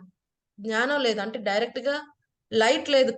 ఎప్పుడైనా పగలు చూడగలం, ఏది ఏంటి, పాము ఏంటి, తాడేంటి చూడగలం. అజ్ఞానంలో ఉన్నప్పుడు, చీకట్లో ఉన్నప్పుడు తాడుని పాము అనుకుంటాం, పాముని తాడు అనుకుంటాం. అది అజ్ఞానం. ఇంకోటి ఏంటి? మిథ్యా తాదాత్మ్యము అంటే మిథ్యాహంకారం కదండి. ఈ 5 అంటే భావబంధనాలు కలుగుజేయి 5 భ్రాంతులు ఉంటాయి ఈ తమస్సు కారణంగా కదండి. సో ఇవేం చేస్తాయి? జీవుణ్ణి భగవంతునితో గల నిత్య సంబంధాన్ని గుర్తుంచుకోనివ్వకుండా చేస్తూ ఉంటాయి. ఈ విధంగా మనం సంసార చక్రంలోనే పడి తిరుగుతూ ఉంటాం. ఇది ఏం సృష్టి? 6వ సృష్టి, రైట్? సరే, అయితే ఇందులోంచి బయటపడాలంటే ఏం చేయాలి? జీవుడు భగవద్ భక్తి చేయాలి. గురువు యొక్క ఆధ్వర్యంలో భగవద్ భక్తి చేసినప్పుడు ఓం అజ్ఞానతిమిరాంధస్య జ్ఞానాంజన శలాకయ చక్షురున్మీలితమేన తస్మై శ్రీ గురువే నమః. తస్మై శ్రీ గురువే నమః. ఏం చేస్తాడు గురువు? ఈ అజ్ఞాన, ఈ తామసిక అంధకారం నుంచి మనని విముక్తి చేసి జ్ఞాన కాంతి అనే టార్చ్ లైట్ మనకి ఇచ్చినప్పుడు ఆ స్వామి యొక్క జ్ఞానం ఫస్ట్ మనకి ఆత్మ సాక్షాత్కారం. విద్యలోకి వెళ్తాం. ఫస్ట్ ఏంటి? విద్య స్థితి. విద్య ఏంటి? దేహం కాదు, ఆత్మ. అది సరిపోదు, బయటికి పడాలి. మొత్తం భౌతిక ప్రకృతి నుంచి బయటపడాలంటే ఆ విద్య సరిపోదు. అప్పుడు ఏం చేయాలి? ఈ యొక్క ఆధ్యాత్మిక విద్య, ఆధ్యాత్మిక జ్ఞానం, దివ్య జ్ఞానం. దివ్య జ్ఞానంలో ఏం తెలుస్తుంది మనకి భగవంతుని కొన్ని సంబంధం ఏంటి? భగవంతుడి దగ్గర నుంచి మనం ఇక్కడికి ఎందుకు వచ్చాం? ఎందుకు సఫర్ అవుతున్నాం? మళ్ళీ అక్కడికి వెళ్ళాలంటే ఏం చేయాలి? ఈ యొక్క జ్ఞానం, దివ్య జ్ఞానం తో గురువు ఎప్పుడైతే మనకి జ్ఞాన చక్షువులు ఇస్తాడో అప్పుడు మనం ఈ తమస్సు, ఈ అంధకార స్థితి నుంచి జీవుడు బయటపడగలడు. లేకపోతే వెరీ వెరీ డేంజరస్ పొజిషన్ అన్నమాట జీవుడిది. అందుకని ఇక్కడ ఏమంటున్నారు? ఆ జీవుడు మూర్ఖునిగా వర్తిస్తాడు. చాలా క్లియర్ గా చెప్పేశారు. ఈ తమస్సుతో ఉన్నప్పుడు ఏం చేస్తాడు? వాడు మూర్ఖుల్లాగా ప్రవర్తిస్తాడు. మూర్ఖుడు కదండి. ఏం చేస్తాడు? వాడు గుర్రానికి 3 కాళ్ళంటే 3 కాళ్ళు ఎవరు చెప్పినా వినవాడు, అడ్డంగా వాదిస్తూ ఉంటాడు కదండి. ఇది అజ్ఞాన స్థితిలో చేసే పని. కదండి. సో ఇది 6వ సృష్టి.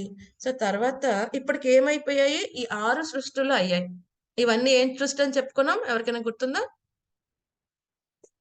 ప్రాకృతిక ప్రాకృత సృష్టి. ఇది ఎవరు చేశారు ఈ సృష్టి అంతా? Karanodaka Shayi Vishnu. Wonderful, thank you devotees. So ఇక్కడికి మనకి భౌతిక ఎలిమెంట్స్ 23 ఎలిమెంట్స్ సృష్టికి కావాల్సినవన్నీ కూడా మనకి భగవంతుడి నుంచి వచ్చేసాయి. ఓకే, సో తర్వాత ఏం జరుగుతుందో చూద్దాం. 18వ శ్లోకం. షడి మే ప్రాకృత సర్గ వైకృతానపి మే శృణు రజో భాజో భగవతో లీలేయం హరిమేధసః. హరే కృష్ణ. శ్రీదేవి మాతాజీ చదవండి. హరే కృష్ణ మాతాజీ, దండవత్ ప్రణామం. హరే కృష్ణ. పైన తెలుపబడినదంతయు భగవానుని బాహ్య శక్తిచే వనగూడినట్టి సహజ సృష్టి. ఇక ఇప్పుడు రజో గుణావతారములను సృష్టి విషయమున శ్రీహరి మేధస్సును బోలిన మేధస్సును కలిగిన వాడును అగు బ్రహ్మదేవుని సృష్టిని గూర్చి నా నుండి ఆలకింపు. హరే కృష్ణ మాతాజీ, ధన్యవాదాలు. Thank you Mataji. సో మనం చెప్పుకున్న గుణావతారాలు 3, బ్రహ్మ విష్ణు మహేశ్వరుడు కదండి. ఈ యొక్క బ్రహ్మదేవుడు ఏంటి? ఈ రజోగుణ అవతారం అంటే సృష్టికి చేస్తాడు ఆయన. అంటే ఇప్పుడు రజోగుణంతో బాధపడుతున్నాడు అని కాదు, ఆ అవతారం, ఆ గుణ అవతారం సృష్టి కదండి. ఈయన సత్వగుణ అవతారం ఎవరు? విష్ణువు. తమో గుణ అవతారం పరమశివుడు. ఆయన సృష్టి ప్రళయాన్ని చూస్తాడు పరమశివుడు, సృష్టి స్థితిని చూస్తాడు శ్రీ మహావిష్ణువు. యొక్క సృష్టి గురించి చేసేది రజోగుణ అవతారమైన బ్రహ్మదేవుడు. ఆయన చేసేది ఏంటి? ద్వితీయ సృష్టి. సో ఇప్పటి వరకు ఏం జరిగింది? సహజ సృష్టి. భగవంతుడు కారణోదక సాయి విష్ణు తన యొక్క ప్రకృతి చేత తన యొక్క ప్రకృతిని యాక్టివేట్ చేసి ఈ విధంగా ఇన్ని రకాల సృష్టిలు ఇప్పటి వరకు చేయించాడు. అది అయిపోయింది.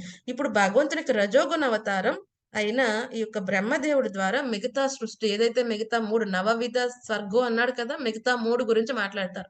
ఈ 9తో పాటు ఇంకొకటి ఉంటుంది రకం, అది 10వ రకం. ఆ 10వ రకం అంటే ప్రాకృతం మరియు వైకృతం 2 మిక్స్డ్ ఉంటుంది అన్నమాట. అంటే కొన్ని భగవంతుడిది, కొంత బ్రహ్మదేవుడు కాన్సెప్ట్ 2 కలిపి ఉంటాయి. అది లాస్ట్ లో చెప్తారు మనకి. సో ప్రస్తుతానికి మిగతా 3 గురించి మనకి 19 నుంచి చెప్తున్నారు. 19 ఏంటి?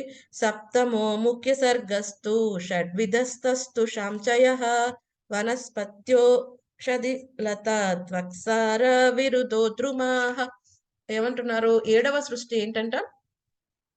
7వ సృష్టి ఏమంటున్నారు? ఈ యొక్క స్థావరములు అంటే స్థావర జంగమములు అంటే కదలనవి కదిలేవి, ఇమ్మూవబుల్. ఇక్కడ స్థావరాల గురించి మాట్లాడుతున్నారు. అంటే ఏదైతే కదలవు అవేంటంట? ఈ యొక్క చెట్లు కదండి.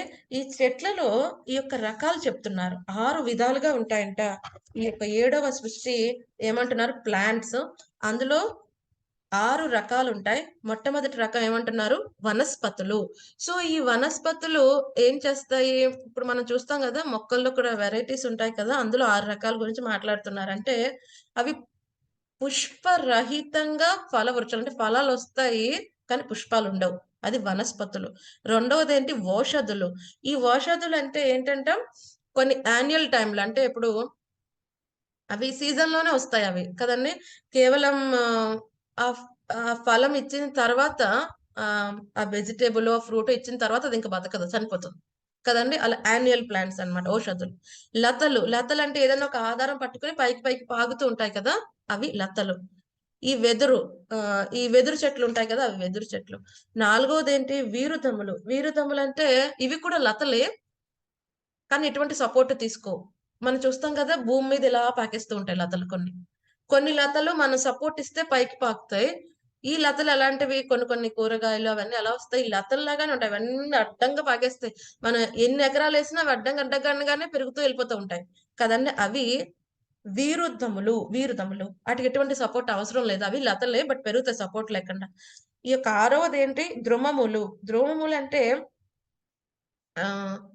ఫ్లవర్ వస్తుంది, ఆ తర్వాత ఫ్లవర్ నుంచి అది ఫ్రూట్ కింద తయారవుతుంది అనమాట. ఫ్రూట్ అయితే ఫ్రూట్, వెజిటబుల్ అయితే వెజిటబుల్, అలా తయారవుతుంది. సో ఈ విధంగా 6 రకాలు ఈ యొక్క స్థావరములు. ఇదేం సృష్టి? 7వ సృష్టి కదండి. వైకృత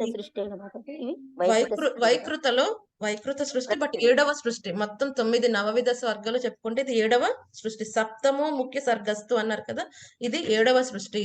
ఓకే, 7వ సృష్టిలో 6 రకాలు ఉన్నాయి. 6 రకాల గురించి మాట్లాడారు. ఆ ప్లాంట్స్, స్థావరాల గురించి.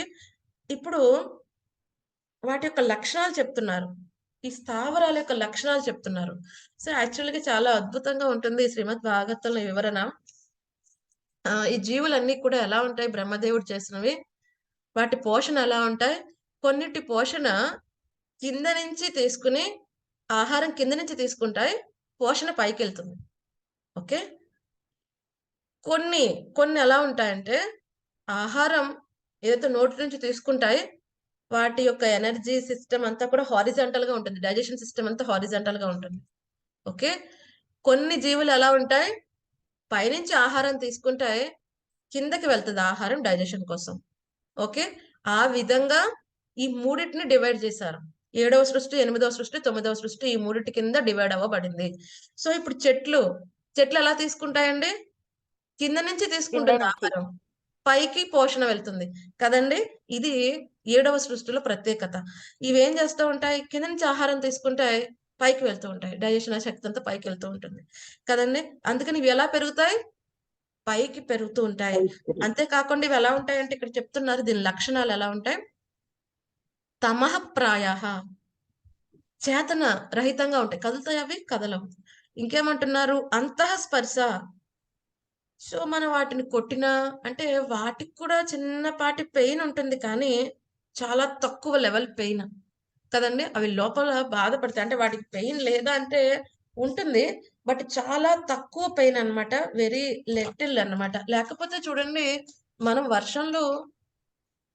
వర్షాకాలంలో 6 నెలలు అలాగే ఉండగలమా, ఉండలేము కదండి. మనకు బాధ కలుగుతుంది శరీరానికి. అంటే మరి ఇక్కడ చెట్టు కూడా జీవాత్మనే కదా, కానీ అది పెయిన్ ఉంటుంది కానీ but very little they can sustain అన్నమాట. సో ఇది అందుకనే లోపల అవి బాధని కలిగించేవి, అనుభవించేవి, లోపల కలిగించేవి అన్నమాట.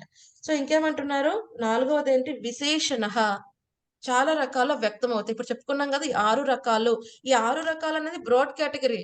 మళ్ళీ ఒక్కొక్క రకంలో చాలా ఉంటాయి. ఈ లతల్లో చాలా ఉంటాయి, హారిజాంటల్ గా పాకే లతల్లో చాలా ఉంటాయి, వెర్టికల్ గా పాకే లతల్లో చాలా వెరైటీస్ ఉంటాయి. ఇవి జస్ట్ హై లెవెల్ 6 కేటగిరీస్ అంతే కదండి.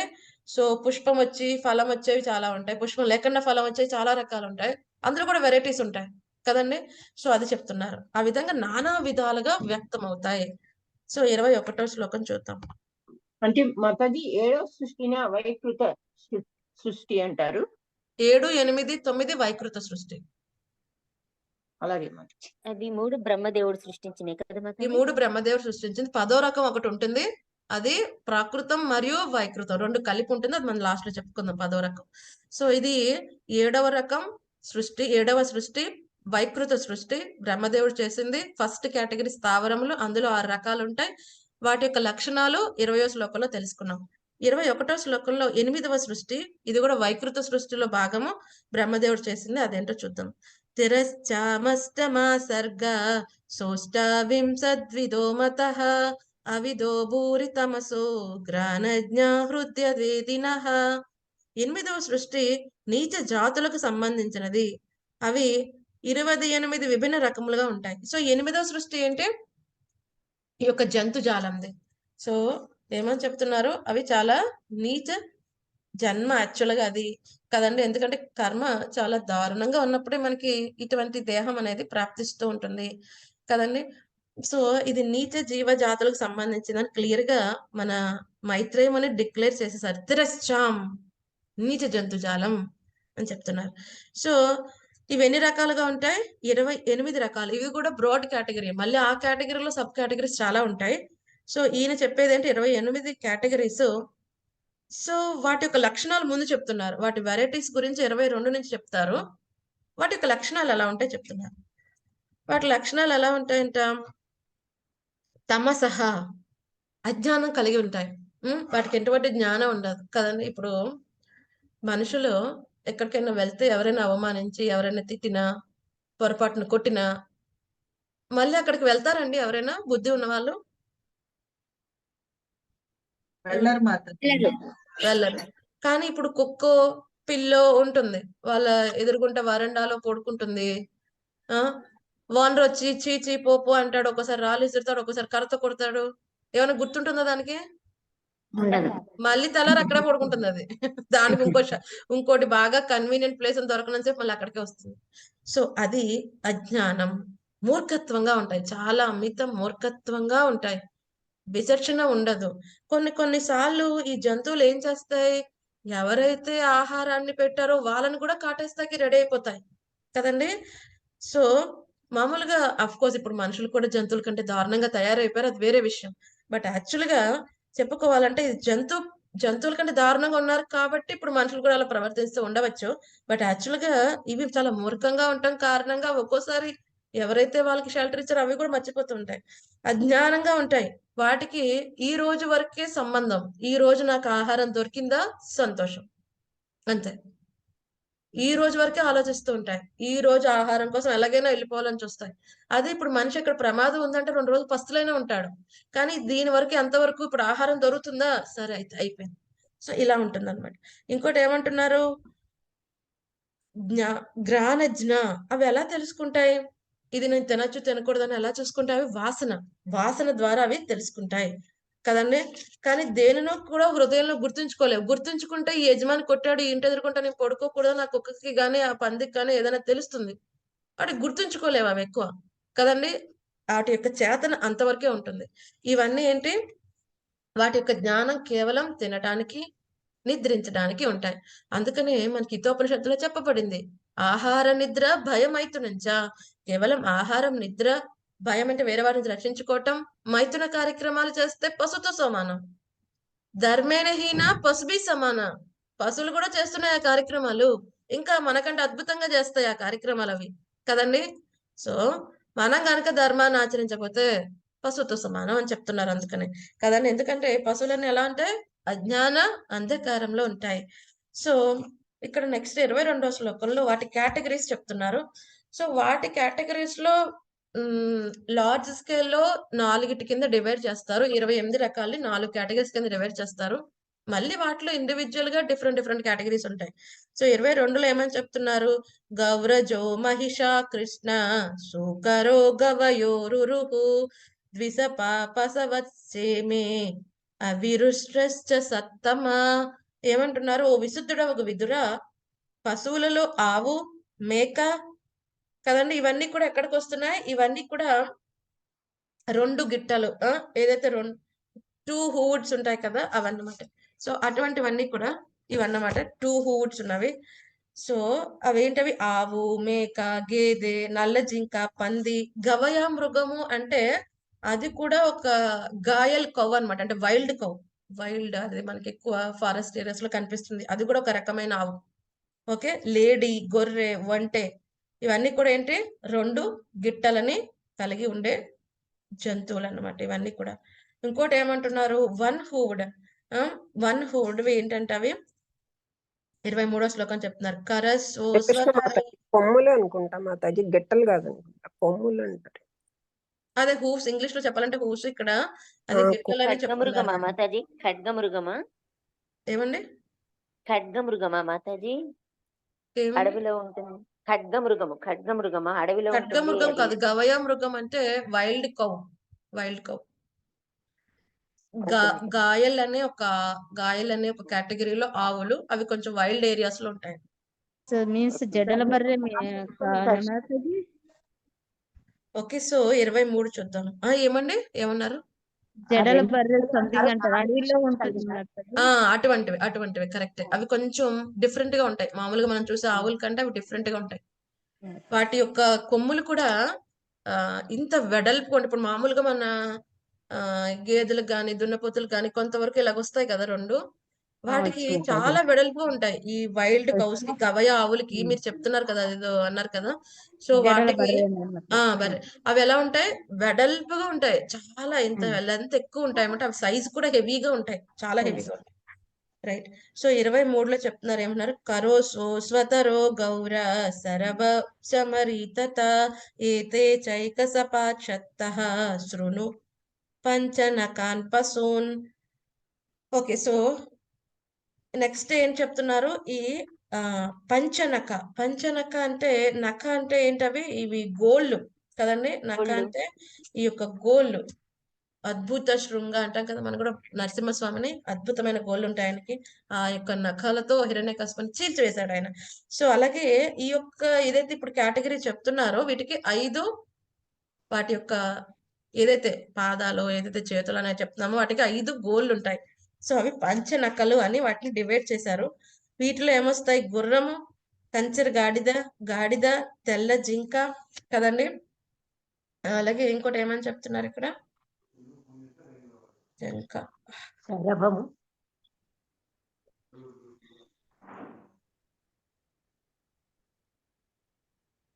శరభము అంటే అడవి దున్న. ఓకే, ఇక్కడ శరభము ఓకే శరభము వస్తుంది, అడవి దున్న. నెక్స్ట్ చమరీ మృగం కదండి. ఈ చమరీ మృగం కూడా అడవి గోవే, ఇది కూడా కైండ్ ఆఫ్ ఆవే ఇది కూడా. ఓకే, చమరీ మృగం. ఇవన్నీ యాక్చువల్గా ఇవన్నీ ఏంటి ఇవన్నీ ఏంటి గుర్రము, కంచెర గాడిద, గాడిద, తెల్ల జింక, శరభం ఇవన్నీ కూడా ఒకే గిట్ట, అంటే వన్ హూడ్ అన్నమాట. అంటే అది ఒకటి షార్ప్ గా ఉంటుంది వాళ్ళకి. సో అవి పశువులు ఇవి. ఇంకొకటి పంచనక పశువులు అంటే ఈ 5 గోళ్ళు ఉన్నవి 24వ శ్లోకంలో వస్తుంది. పంచనకముల గురించి 24లో వస్తుంది. 23లో వచ్చింది ఏంటి? వన్ హూవ్డ్, ఒకే గిట్ట ఉండేవి. గుర్రం, కంచెర గాడిద, గాడిద, తెల్ల జింక, శరభం, చమరీ మృగం. అంటే చమరీ మృగం అంటే ఇది కూడా అడవి గోవు. ఇవన్నీ కూడా ఒకే గిట్ట, అంటే వన్ హూవ్డ్ అన్నమాట. అలాగే ఇక పంచనక పశువుల గురించి 24లో వస్తాయి. అంటే శృగాలో, వృకో, వ్యాఘ్రో, మార్జార, సల్లకౌ, సింహ, కపిర్గజః, కూర్మో, గోదా, చమకరాదయ.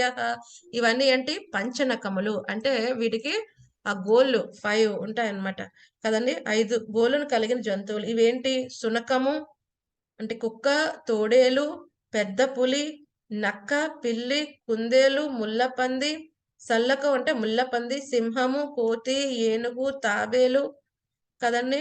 ఇది ఉడుము. ఉడుము ఐడియా ఉంది కదా? ఉడుము మీ ఎవరైనా విన్నారా? ఉడుము పట్టు అంటారు కూడా. ఉడుము మీరు ఎవరైనా చూసారా? ఇదివరకు రోజుల్లో చూసేవాళ్ళు. ఉడుము ఎలా ఉంటుంది? అది బొమ్మల్లో చూసిందే మాతాజీ. నేను చూసా మాతాజీ. ఎలా ఉంటుంది ఉడుము చెప్పండి? క్రోకడైల్ లాగా ఉంటుంది. కాదు మాతాజీ. ఉడుము రెండిటి క్వాలిటీస్ రెండిటిలాగా కనిపిస్తూ ఉంటుంది. పెద్ద కుందేలాగా ఉంటుంది అనుకుంటా మాతాజీ. లేదు ఇందాక ఎవరో చెప్పారు.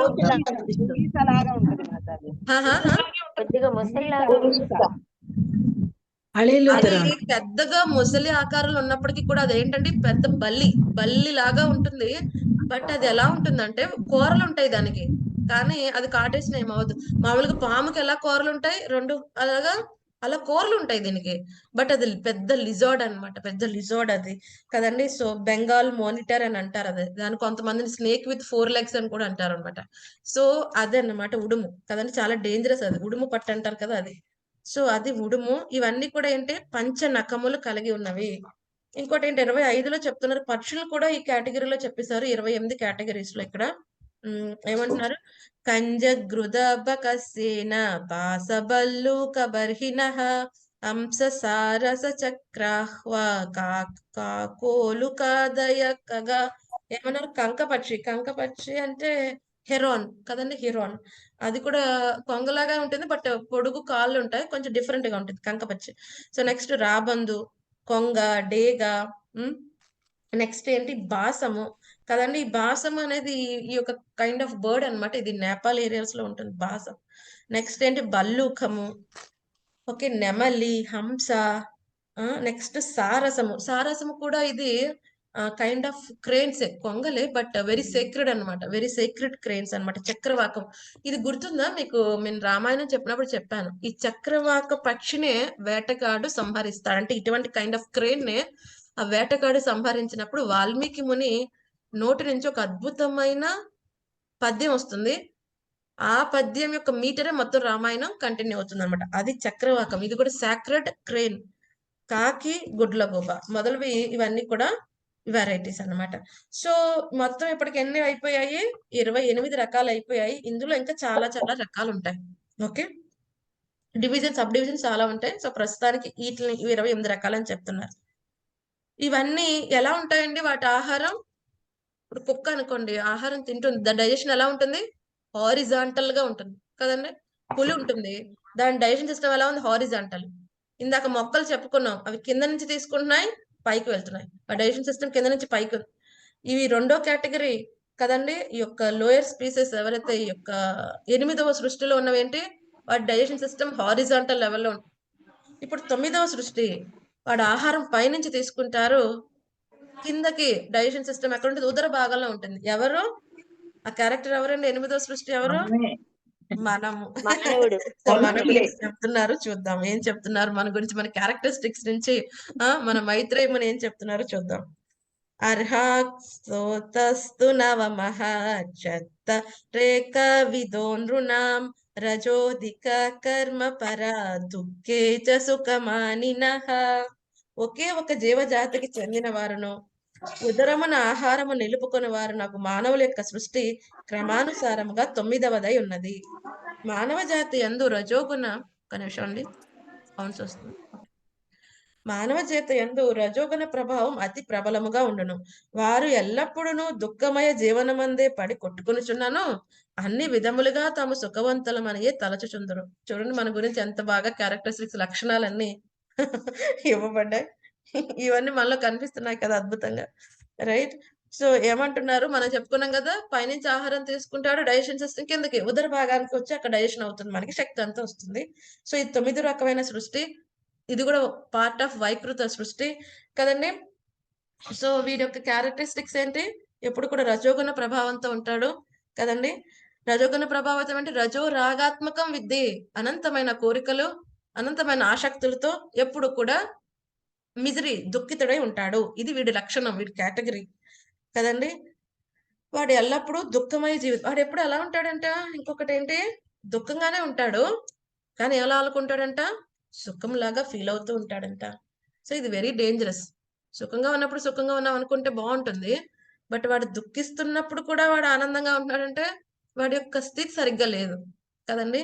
సో అందుకనే మనం మన యొక్క జీవితం, మానవ జీవిత లక్ష్యం ఏమిటండి?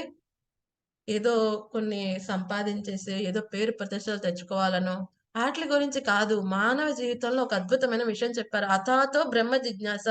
కనీసం ఇప్పుడు నీకు మానవ జన్మ వచ్చింది కాబట్టి ఎంక్వైరీ చేయాలి. ఎవరి గురించి ఎంక్వైరీ చేయాలి? నేను ఎవరు, ఎక్కడి నుంచి వచ్చా, కష్టం వద్దనుకుని ఎందుకు వస్తుంది, నేను సుఖం కోసమే ప్రయత్నిస్తున్నాను, నేనేం పొద్దునే లెగిసి ఈ రోజు పడిపోవాలనో లేదా దుఃఖం కావాలనో ప్రయత్నించట్లా, బట్ దుఃఖం వస్తుంది. నేను వద్దనుకున్నా ఎందుకు వస్తుంది దుఃఖం, ఈ దుఃఖం రాకుండా ఉండాలంటే ఎక్కడికి వెళ్ళాలి? ఎంక్వైరీ చేయాలి వాడు కదండి. ఎంక్వైరీ చేయకుండా లేదు లేదు నేను సుఖంగానే సుఖంగానే అనుకున్నంత మాత్రం సుఖంగా ఉన్నామా? లేవు కదండి. ఎందుకు మనం దుఃఖంగా ఉన్నామని చెప్తున్నారు? ఎందుకంటే భగవంతుడు చెప్పాడు, మనం ఉన్న ప్రదేశం ఏంటి? దుఃఖాలయం అశాశ్వతం. హిమాలయ పర్వతాల్లో మంచే ఉంటుంది, ఒకళ్ళు ఎంత కష్టపడి వేడిగా నీళ్ళు తయారు చేసినా అలా వదిలేసిన నిమిషంలో మళ్ళీ అది మంచి అయిపోతుంది. అలాగే ఇక్కడ దుఃఖాలే ఉంటాయి. ఇక్కడ 2 దుఃఖాల మధ్యన గ్యాపే సుఖం కదండి. అది చూసి ఓ నేను చాలా సుఖవంతుడిగా ఉన్నా అంటే అది అమాయకత్వం. ఎలా ఉంటుంది? సోడా నీళ్ళలో పైన బుడగ ఉంటుంది, ఆ బుడగ ఎంతసేపు ఉంటుంది? Fraction of seconds. అది సుఖం ఇక్కడ దొరికేది. మన హిజ్ హోలీనెస్ జయపతాక స్వామి మహారాజ్ చాలా చక్కగా చెప్తారు దీని గురించి. ఏమని చెప్తారు? అబుదిబు అంటే ఎప్పుడైతే ఇదివరకు రోజుల్లో పనిష్మెంట్ ఉండేది ఏంటండి, ఎవరైనా తప్పు చేసి వాళ్ళు నిజం చెప్పకపోతే వాడిని వేడి నీళ్ళల్లో, ఒక బకెట్ వేడి నీళ్ళలో ముంచేస్తూ ఉండేవారు. ఎప్పుడైతే వాడు ప్రాణం పోతుంది అన్న సమయంలో మళ్ళీ వాడిని పైకి లేపుతారనమాట. పైకి వచ్చినప్పుడు ఏముంటుంది?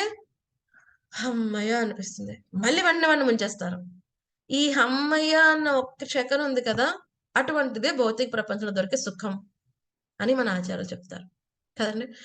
సో మరి ఎందుకండి ఇలాగ మనం దుఃఖిస్తున్నాం అంటే, మానవ జన్మ వచ్చినప్పుడు నువ్వు చేయాల్సింది కొంచెం వేరేగా ఉన్నది, కానీ అది చేయకపోతే కేవలం పశువులాగా ధర్మేణహీన పశుభి సమాన పశువులా ప్రవర్తిస్తే ఏమవుతుంది? ఈ దుఃఖమయ స్థితిలోనే మనం కంటిన్యూ అవుతూ ఉంటాం అన్నమాట, కంటిన్యూ అవుతూ ఉంటాం. సో మనకి మహాభారతంలో ఒక అద్భుతమైన విషయం వస్తుంది మన యొక్క జనరల్ కండిషన్ గురించి కదండి. సో ఇది చక్కగా అర్థం చేసుకునే ప్రయత్నం చేయండి. అప్పుడు మనకు అర్థమవుతుంది మనం నిజంగా దుఃఖంగా ఉన్నామా, లేకపోతే ఆచార్యులు ఊరికే మన మీద ఏమైనా చెప్తున్నారని. రైట్. సో ఒక వ్యక్తి అరణ్యంలో వెళ్ళాడు, ఏదో వేట కోసం వెళ్ళాడు, పరిగెత్తుతున్నాడు. ఎందుకు పరిగెత్తుతున్నాడు? వెనకాల నుంచి ఒక పులి వెంబడిస్తుంది. పరిగెత్తుతుంటే పులిని తప్పించుకునే ప్రయత్నం పరిగెత్తుతుంటే ఏమైందంట, అక్కడ ఒక లత, ఒక ఒక పూల పొద లాంటిది తగిలి పడిపోయాడు. ఎక్కడ పడ్డాడు? ఒక బావిలో పడ్డాడు. ఒక చీకటి బావిలో పడ్డాడంట. సో పడుతూ చేతికి ఏదో దొరికింది, దాన్ని పట్టుకున్నాడు. ఏంటి దొరికింది? అక్కడ పక్కనే ఉన్న ఒక వృక్షం, దాని యొక్క కొమ్మ ఈ బావి లోపలికి ఇలాగ వెళ్ళి ఆనుకునుంది. సో దాన్ని పట్టుకున్నాడు. ఆ కొమ్మని పట్టుకుని అలాడుతున్నాడు. సో సరే అయితే అమ్మయ్య, కనీసం పైన పులి నుంచి తప్పించుకోవడానికి ఒక ఆధారం దొరికింది అనుకున్నాడు. సో ఫస్ట్ అంతా చీకటిగా ఉంది, ఏం కనిపించట్లేదు, స్లోగా అంతా కనిపిస్తుంది. సో అప్పుడు అర్థమైంది ఏమిటి, తను ఏదైతే పట్టుకున్నాడో ఆ కొమ్మకి 2 ఎలుకలు ఉన్నాయంట. ఒకటి నల్ల ఎలుక, ఒకటి తెల్ల ఎలుక. అవి 2 ఏం చేస్తున్నాయి? దాన్ని కొరికేస్తున్నాయంట ఆ కొమ్మని. సో ఇతను అనుకున్నాడు, ఇవి కొరికేస్తే నేను పట్టుకున్న కొమ్మ ఆధారం ఊడిపోతే నేను కింద పడిపోతాను కదా. సో కింద ఏముంది అని చూశాడంట. కింద అది చాలా డ్రై అయిపోయింది, ఎప్పుడుదో పాతది, ఎండిపోయింది. సో ఏమున్నాయి అక్కడ? పెద్ద పెద్ద పాములు, విష సర్పాలన్నీ తిరుగుతున్నాయి. ఒకవాడు కింద పడితే ఆలస్యం అవి వాటిని కాటేసేస్తాయి. అయ్యో అనుకున్నాడు, అయితే నేను కింద పడకూడదు, పైకి వెళ్ళకూడదు, సో ఇక్కడ ఉండాలి, ఎలా తప్పించుకోవాలి? ఇటువంటి ఆలోచన వచ్చే లోపలనే తన పరిస్థితి అలా చూశాడు. ఏమైందంట, ఏదైతే చెట్టు కొమ్మ వస్తుందో ఆ చెట్టు పైన ఒక తేనె తుట్టు ఉన్నదంట. ఆ తేనె తుట్టు నుంచి ఒక చిన్న హనీ డ్రాప్, ఒక తేనె చుక్క పడుతుంది. ఇటువంటి పరిస్థితుల్లో కూడా వాడు ఎలా అరేంజ్ చేసుకున్నాడంటే, వాడి నాలుగు కరెక్ట్ గా ఆ హనీ డ్రాప్ వాడి నాలుగు మీద పడేట్టుగా అరేంజ్ చేసుకున్నాడు. పడింది. ఆ డ్రాప్ ని ఆస్వాదిస్తూ మొత్తం మర్చిపోయాడు. కింద పాములున్నాయి, పైన పులి ఉంది, 2 ఎలకలు కొరికేస్తున్నాయి, మొత్తం మర్చిపోయాడు. ఇంతకీ ఏమైంది? ఈ ఆస్వాదనలో వాడి చెట్టును కూడా ఊపేస్తున్నాడు. ఆనందం వచ్చేసింది. ఈ చెట్టును ఊపితే ఏమనుకున్నాయి? ఈ తేనెటీగలు అనుకున్నాయి మమ్మల్ని ఎవరో చెదరగొట్టేసి మా హనీ తీసుకుని వెళ్ళటానికి వచ్చేసాయని చెప్పి అవన్నీ వాడిని కుట్టడం ప్రారంభించాయి. సో మొహం అంతా, శరీరం అంతా అవి కుడుతున్నాయి. కింద పాములున్నాయి, పైన ఎలకలు, పైన పులి, ఇవన్నీ ఉన్నాయి. మళ్ళీ ఇంకొక డ్రాప్ పడుతుంది. వీడు అన్ని మర్చిపోయాడు. ఆ డ్రాప్ నా నాలుక మీద పడాలి, ఇంత కాన్సన్ట్రేషన్ గా ఉన్నాడు కదండి. సో ఇప్పుడు బయట ఎవరో ఒక వ్యక్తి అన్నాడంట, ఏమయ్యా నేను నిన్ను ఎస్కేప్ చేస్తా. ఒక వెహికల్ తో వస్తున్నా, దూరం నుంచి చూశాడు అక్కడ పూలు ఉంది, ఈడెవడో పడి ఉంటాడు ఇందులో, నేను కొంచెం ఫాస్ట్ గా నేను తీసుకుని వెళ్ళిపోతానయ్యా, కొంచెం ఫాస్ట్ గా పైకి వచ్చా అంటే వాడు ఏమంటున్నాడు, 1-2 నిమిషాలు ఆగు, ఇంకొక చుక్క పడుతుంది, ఆ చుక్క తాగేసి వస్తా, అప్పుడు నువ్వు వెయిట్ చేయి అంటే. వీడు ఎంత అజ్ఞానంలో ఉన్నాడో. వాడిని చూస్తే నవ్వొస్తుంది కదండి మనకి. ఇప్పుడు మనం అదే స్థితిలో ఉన్నాం కదండి. మన పరిస్థితి అదే అని ఆచార్యులు చెప్తారు. ఏంటి మన పరిస్థితి? ఏదైతే పైన ఆ పులి ఉన్నది, అది ఎవరు? మన మృత్యువు. ఎప్పుడు కూడా మన మృత్యు మనని వెంటాడుతూనే ఉంటుంది. ఎప్పుడైనా హాలిడే ఇస్తుందా మృత్యు మనకి? ఓకే, ఈ రోజు నేను అటాక్ చేయను, ఎలా కావాలంటే అలా బతుకు అంటుందా? ప్రతి క్షణం మన మృత్యు చేస్తూనే ఉంటుంది. ఏ క్షణం ఆ మృత్యు నోట్లోకి వెళ్ళిపోతాం మనకి తెలీదు. మనం ఏం చేస్తున్నాం?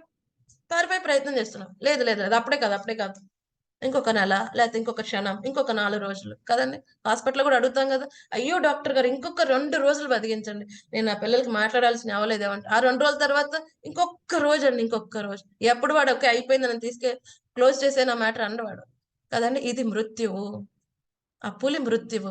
ఆ పైన ఎలకలేంటి? పగలు రాత్రి. ఏమంటున్నారు?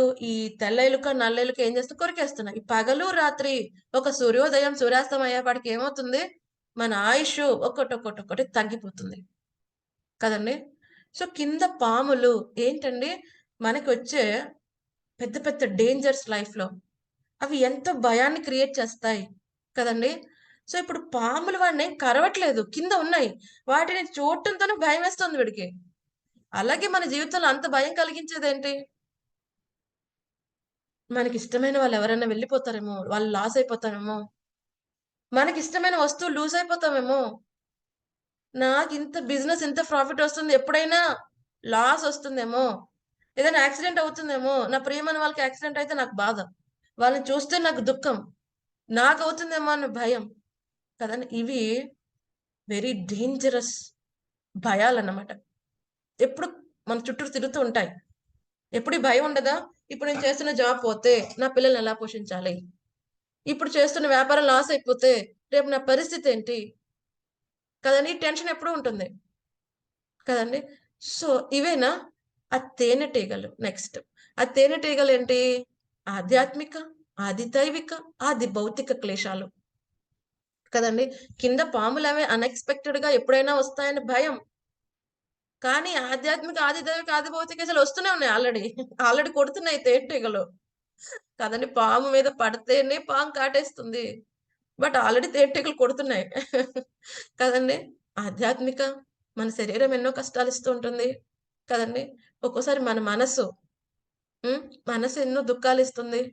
ఎవరు వచ్చి ఒకసారి తిడతారు, వాళ్ళు తిట్టింది ఒక్కసారే, బట్ మన మనస్సు దాన్ని వెనకాల డిస్ప్లే చేస్తుంది. వాడు నేను తిట్టాడు తిట్టాడు తిట్టాడు తిట్టాడు అయిపోయింది, ఇంత మాట అంటాడు, అయిపోయింది, మనసు ప్రశాంతత అయిపోయింది. అప్పుడు ఎదురుగుంటా పంచవర్ష పర్వాణాలు పెట్టండి, మనసు ప్రశాంతంగా లేకపోతే ఎలా ఉంటుంది? ఏ విధంగానూ ఆస్వాదించలేం. ఎలాగైతే మనకి అందరు పంచవర్ష పర్వాణాలు పెట్టి పిలిచిన ఆవిడ ఆ ప్లేట్లో ఉమ్మేసింది అనుకోండి, ఆ ఉమ్మేసి తిను అందనుకోండి, తింటారా? తినలేరు. అలా కాకపోతే ఇప్పుడు పంచవర్ష పర్వాణాలు పెట్టి ఓ ఎదవా తిను అంటే వాళ్ళకి ఎలా ఉంటుంది? మనసు బాధ కలుగుతుంది కదండి. సో శారీరకంగా వచ్చేవి, మనసుతో వచ్చేవి కదండి. ఈ దుఃఖాలు ఉంటాయి ఆధ్యాత్మిక కదండి. ఇవాళ వేరే లివింగ్ ఎనిటీస్ నుంచి, పక్కింటి వాళ్ళ నుంచో, ఎదురింటి వాళ్ళ నుంచో, లేకపోతే దోమల నుంచో, కరోనా నుంచో వచ్చే బాధలు, వేరే జీవుల నుంచి. ఇంకోటి ఏంటి? ప్రకృతి వైపరీత్యాలు కదండి. ప్రకృతి వైపరీత్యాలు, సునామీ వస్తుంది, భూకంపం వస్తుంది, సడన్ గా ఉంటాం, సడన్ గా భూమి కదిలిపోతుంది. అప్పటి వరకు ఉన్న ఎన్నో ఫ్లోర్స్ బిల్డింగ్ భూస్థాపితం అయిపోతుంది, పెద్ద సునామీ వస్తుంది, మొత్తం కొట్టుకెక్కడి వెళ్ళిపోతుంది కదండి.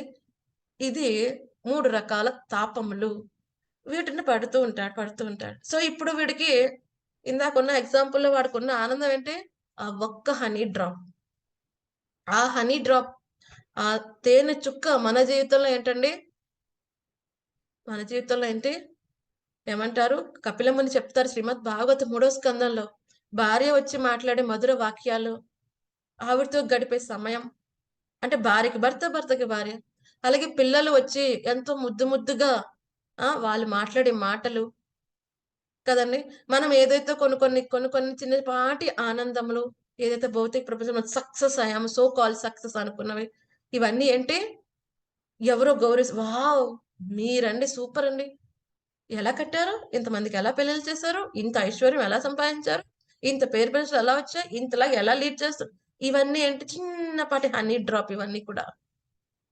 సో వాటి కోసం వీడు ఎంత సాక్రిఫైస్ చేస్తున్నాడు కదండి. ఇది జరుగుతుంది, ఇది కామన్ లివింగ్ ఎంటిటీ. సో వీడు బాధపడుతున్నాడు కదా అని ఇప్పుడు వచ్చిన ఆ స్నేహితుడు ఎవరు?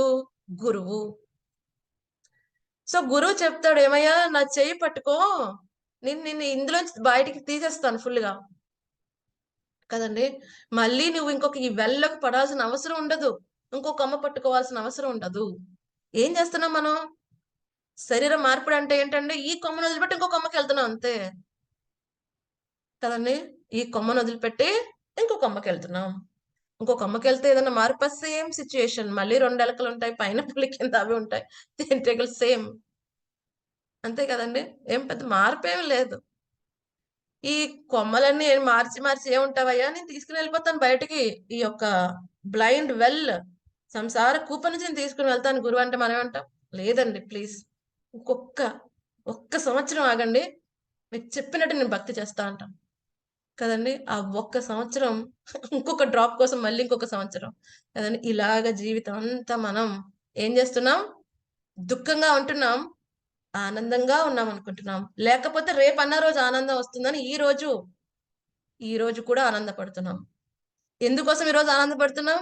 రేపు అన్న రోజు ఆనందంగా ఉండటం కోసం ఈ రోజు నేను సంపాదిస్తున్నాను కదా అని ఆనందంగా ఉంటాను తప్ప, నిజమైన ఆనందం, శాశ్వతమైన ఆనందం ఇక్కడ దొరికే అవకాశమే లేదు. సో మనం క్రియేట్ చేసిన లక్షణమే క్లియర్ గా ఉంది. దుఃఖమయ జీవనం అందు కొట్టుకుంటాం ఈ సంసార చక్రంలో, కానీ ఎలా ఉంటాం, సుఖవంతులా ఫీల్ అయిపోతూ ఉంటాం తప్ప ఇక్కడ దొరికేది ఏంటండి. ప్రభుపాద గారు ఇంకా చాలా స్ట్రాంగ్ గా చెప్పారు ఇక్కడ ఈ భాషలో, మానవ జీవితం అనందలి అట్టి దుఃఖమయ స్థితి జంతువులు సైతం అనుభవించినట్టి సహజ సౌఖ్య జీవనమునకు వేరుగా ఉన్నది కదండి. సో ఇదే అన్నమాట జీవుడి యొక్క స్థితి. సో మనం ఏం చేయాలండి. సో ఎప్పుడైతే ఆ గురువు మన జీవితంలోకి వస్తారో, ఎవరైతే ఆల్రెడీ మనతో పాటు అదే నుయ్యిలో ఇంకో కొమ్మ పట్టుకున్నవాడు మనకేం సాయం చేస్తాడు, చేయలేడు. దాని బయట వాడు రెడీగా ఉన్నాడు, ఎక్విప్మెంట్ తో మనం తీసుకుని వెళ్ళగలిగిన వాడు తీసుకెళ్ళగలడు. లేదండి, ఇంకో చెట్టు కొమ్మను ఉన్నవాడు నేను పట్టుకుంటానంటే వాడు పడతాడు, మనం పడతాం. వాడి కొమ్మ ఎంత స్ట్రాంగ్ ఉంది కదండి. మనం ఏం చేయాలి, బయట ఎవరైతే మనకి సాయం ఇస్తా ఉన్నారో ఆ గురువు ఆశ్రయం తీసుకుంటే వాళ్ళు మన సంసార చక్రం నుంచి బయటకి పడేస్తారు. లేకపోతే ఏమవుతుందండి, ఈ దుఃఖమయ భౌతిక ప్రపంచంలో మనం జీవితం గడపాల్సి వస్తుంది. సరే అయితే, సో ఇందాక మీకు చెప్పాను కదా, ఇప్పటికి 9 అయిపోయాయి సృష్టిలు. 6 ప్రాకృత, 3 వైకృత. సో ఇప్పుడు లాస్ట్ ఇంకొకటి ఉంది, 10వ రకం సృష్టి. ఇది 2 కొంచెం మిళితమై ఉంటుంది, ప్రాకృత వైకృత. అదేంటో చూద్దాం. వైకృతాస్తయ ఏవైతే దేవసర్గచ్చ సత్తమ వైకరికస్తు య ప్రోక్త కౌమారస్తు భయాత్మకః. మల్లేశ్వరి మాతాజీ మీరు చదవండి, హ్యాండ్ రైస్ అయింది. హరే కృష్ణ మాతాజీ.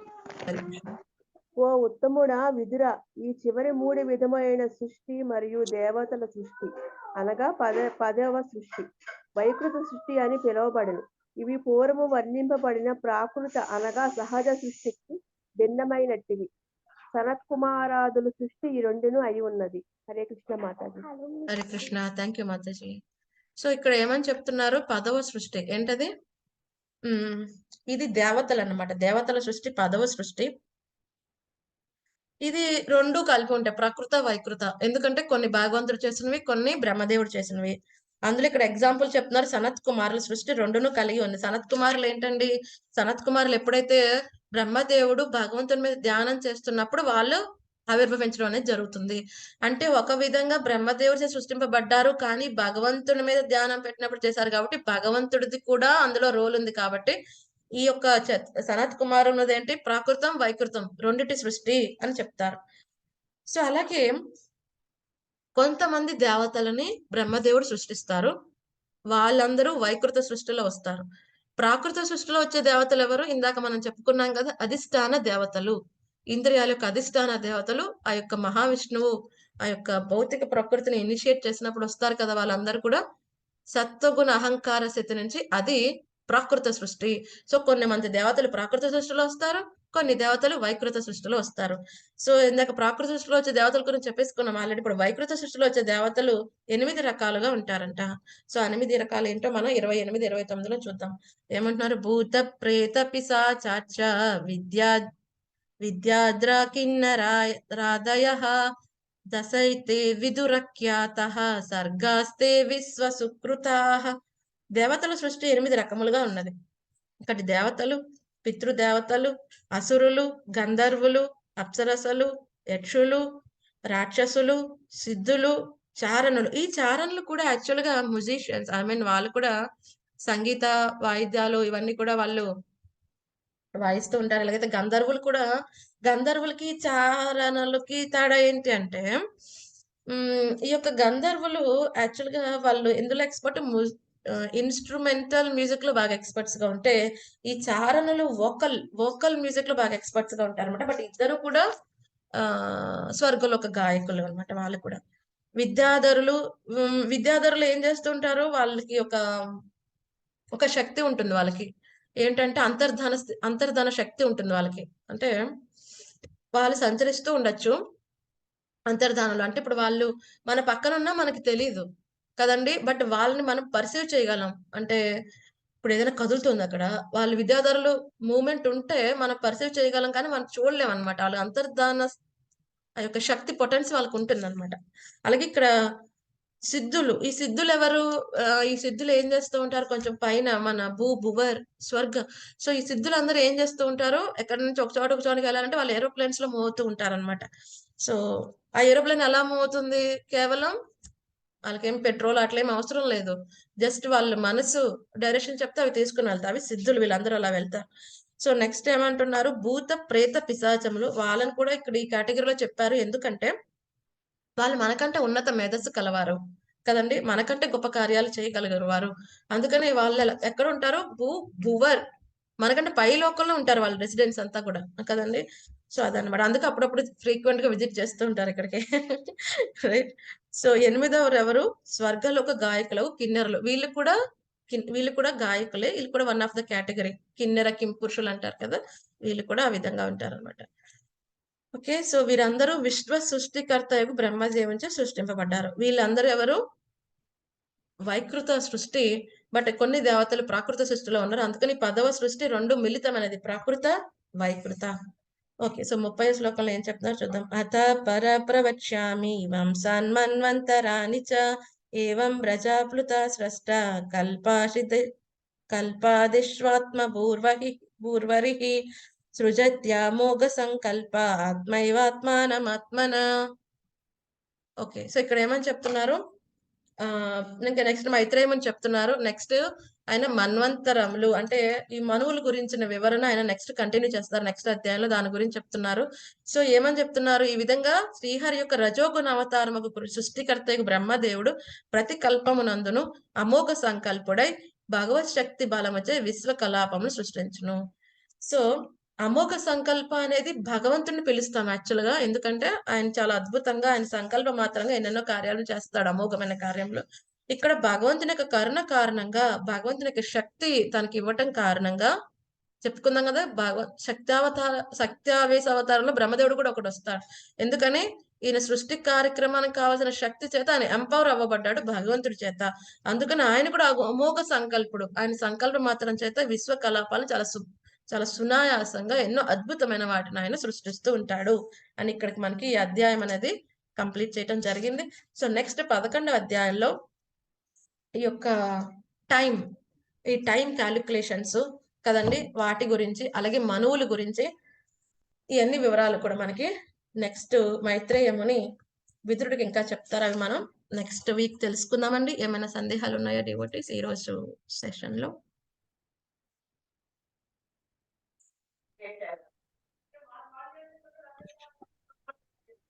హరే కృష్ణ మాతాజీ.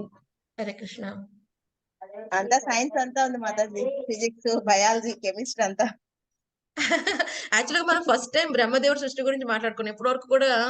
ఎప్పుడు కూడా స్వర్గ గురించే మాట్లాడుకున్నాం. సో ఫస్ట్ టైం విసర్గ వైకృత సృష్టి గురించి మనం ఫస్ట్ టైం మాట్లాడుకున్నాం 3వ స్కందంలో. ఇక్కడ నుంచి అంతా బ్రహ్మదేవుడు సృష్టించిందే వస్తుంది. రైట్. ఇక్కడ నుంచి చాలా చాలా క్రియేట్ చేస్తాడు బ్రహ్మదేవుడు కూడా. చాలా సృష్టిలో ద్వితీయ సృష్టి విసర్గ చాలా చేస్తాడు అనమాట. ఆయన ఏమేం చేశాడు అవన్నీ కూడా అద్భుతమైన విషయాలు మనకు వచ్చే స్కందాల్లో కూడా వస్తాయి.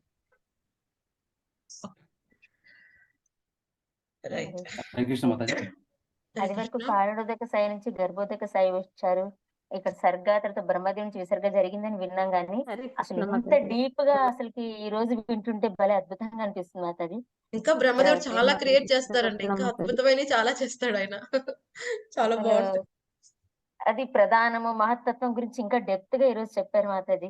అది వరకు తెలియదు. కాలము, కర్మ, స్వభావం అనేవి మళ్ళీ వాటి ఈ మహత్తత్వంలోకి వస్తుందని, మళ్ళీ తర్వాత 3 గుణాలు, ఇంకా ఇంత డీప్ గా ఈ రోజు బాగా అసలుకి చాలా బాగా ఎక్స్ప్లెనేషన్ వచ్చింది మాతాది. ఇంత డెప్త్ గా వినలేదు. Thank you Mataji. అదేమో నాకు డెస్టినీయో తెలియట్లేదు కానీ 2వ స్కందంలో 5వ అధ్యాయం ఈ క్రియేషన్ గురించి నాకే వచ్చింది. 3వ స్కందంలో 5వ అధ్యాయం నాకే వచ్చింది. మళ్ళీ ఈ రోజు నేను శ్లోకాలు చూస్తుంటే మళ్ళీ క్రియేషన్ మళ్ళీ నాకే వచ్చింది. ఐ థింక్ డెస్టినీ మొత్తం మీ ద్వారా చెప్పిస్తున్నారు. అదే నాకు అర్థం కాలేదు. యాక్చువల్ గా షెడ్యూల్ వేసేది నేను షెడ్యూల్ వేసేది ఎలా చేస్తానంటే ఒక చాప్టర్ ని 2 కింద డివైడ్ చేస్తాను కానీ ఆ చాప్టర్ లో ఇన్ డీటెయిల్స్ నేను చూడను. సో నేను ఇవాళ చూస్తుంటే అనుకున్నాను 3 సార్లు క్రియేషన్ మళ్ళీ నాకే పదే వస్తుంది. అంటే ఇంక అందులో బాగా తెలుసుకోవాల్సింది ఇంకా చాలా ఉంది అనమాట. ఏమండి? అసలు చాలా తెలియాలి మాతాజీ, అసలు ఏమీ మాతాజీ తెలియదు ఇంకొకసారి మళ్ళీ వినాలని మాతాజీ రికార్డింగ్ మాతాజీ. ఇది ఒకసారి రికార్డింగ్ వింటే గానీ డెఫినెట్ గా రికార్డింగ్ మన తెలుగు గీతాలు అప్లోడ్ చేస్తామండి. ఇంకొక గంటలో అప్లోడ్ చేస్తాను. నేనే చేసేది ఒక 10 o'clock థ్యాంక్ యూ తర్వాత అప్లోడ్ చేస్తాను. డెఫినెట్ గా మీరు తెలుగు గీతాలు ఒకసారి చూడండి, అప్లోడ్ అయ్యి ఉంటుంది. ప్లేలిస్ట్ లో 3వ స్కందం ప్లేలిస్ట్ లో ఉంటుంది. ఓకే మాతాజీ, భగవంతుడు సృష్టించేవన్నీ ఆధ్యాత్మికమైన సృష్టించి బ్రహ్మదేవుడికి భౌతికమైన సృష్టించే విధంగా ఆయనకి ఇచ్చారు కదా మాతాజీ. లేదండి, 23 మూలకాలు కూడా భౌతికమైనవే కదా. 23 అవును మూలకాలు అవును కూడా అవి కూడా భౌతికమైనవి. భగవానుడే సృష్టించారు. భగవంతుడు భౌతిక ప్రకృతిని స్టార్ట్ చేస్తాడు, దాన్ని కాలం కదండి. భగవంతుడు ఎప్పుడు కూడా భౌతిక ప్రకృతితో డైరెక్ట్ గా కాంటాక్ట్ అవ్వడు కదండి. సో కాలం అది భగవంతుడికి ఎనర్జీ. అది ఎప్పుడైతే ఈ యొక్క ప్రధాన అంటే భౌతిక ప్రకృతి కూడా భగవంతుడి నుంచే వస్తుంది. ఆ ప్రధాన మీద కంటిన్యూస్ గా కాల ప్రభావం అంటే ఏంటి, స్వామి యొక్క దృష్టి సారిస్తూ ఉంటాడు. కాల ప్రభావం కంటిన్యూస్ గా యాక్టివేట్ అవటం కారణంగా అది విపరీతాలని చోటు చేసుకుంటుంది. విపరీతాలు అంటే మార్పు చెందుతూ ఉంటుంది అనమాట.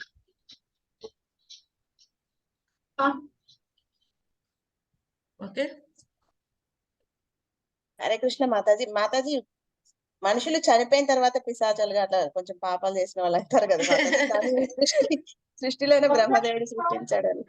అంటే మరి ఆ సృష్టి సమయానికి కూడా కొంతమంది క్వాలిఫైడ్ పిశాచులు ఉంటారు కదా,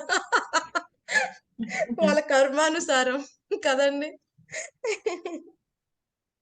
మాతాజీ ఇది బాగా చెప్పారు మాతాజీ.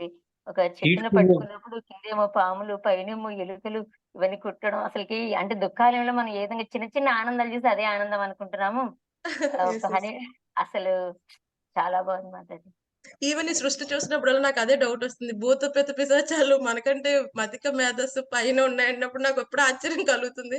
బట్ వాళ్ళు పై లోకంలోనే ఉంటారు, మన పై లోకంలోనే. అందుకే అప్పుడప్పుడు ఫ్రీక్వెంట్ గా వస్తూ ఉంటారు అన్నమాట. ఇన్ని రోజులు నేను తెలుసుకోకుండా వీటి గురించి ఏదో ఆనందంలో ఉండిపోతున్నాము అనుకున్నాం గాని ఇవన్నీ తెలుసుకుంటే చాలా బాధగా ఉంది ఇక్కడ ఉండడం.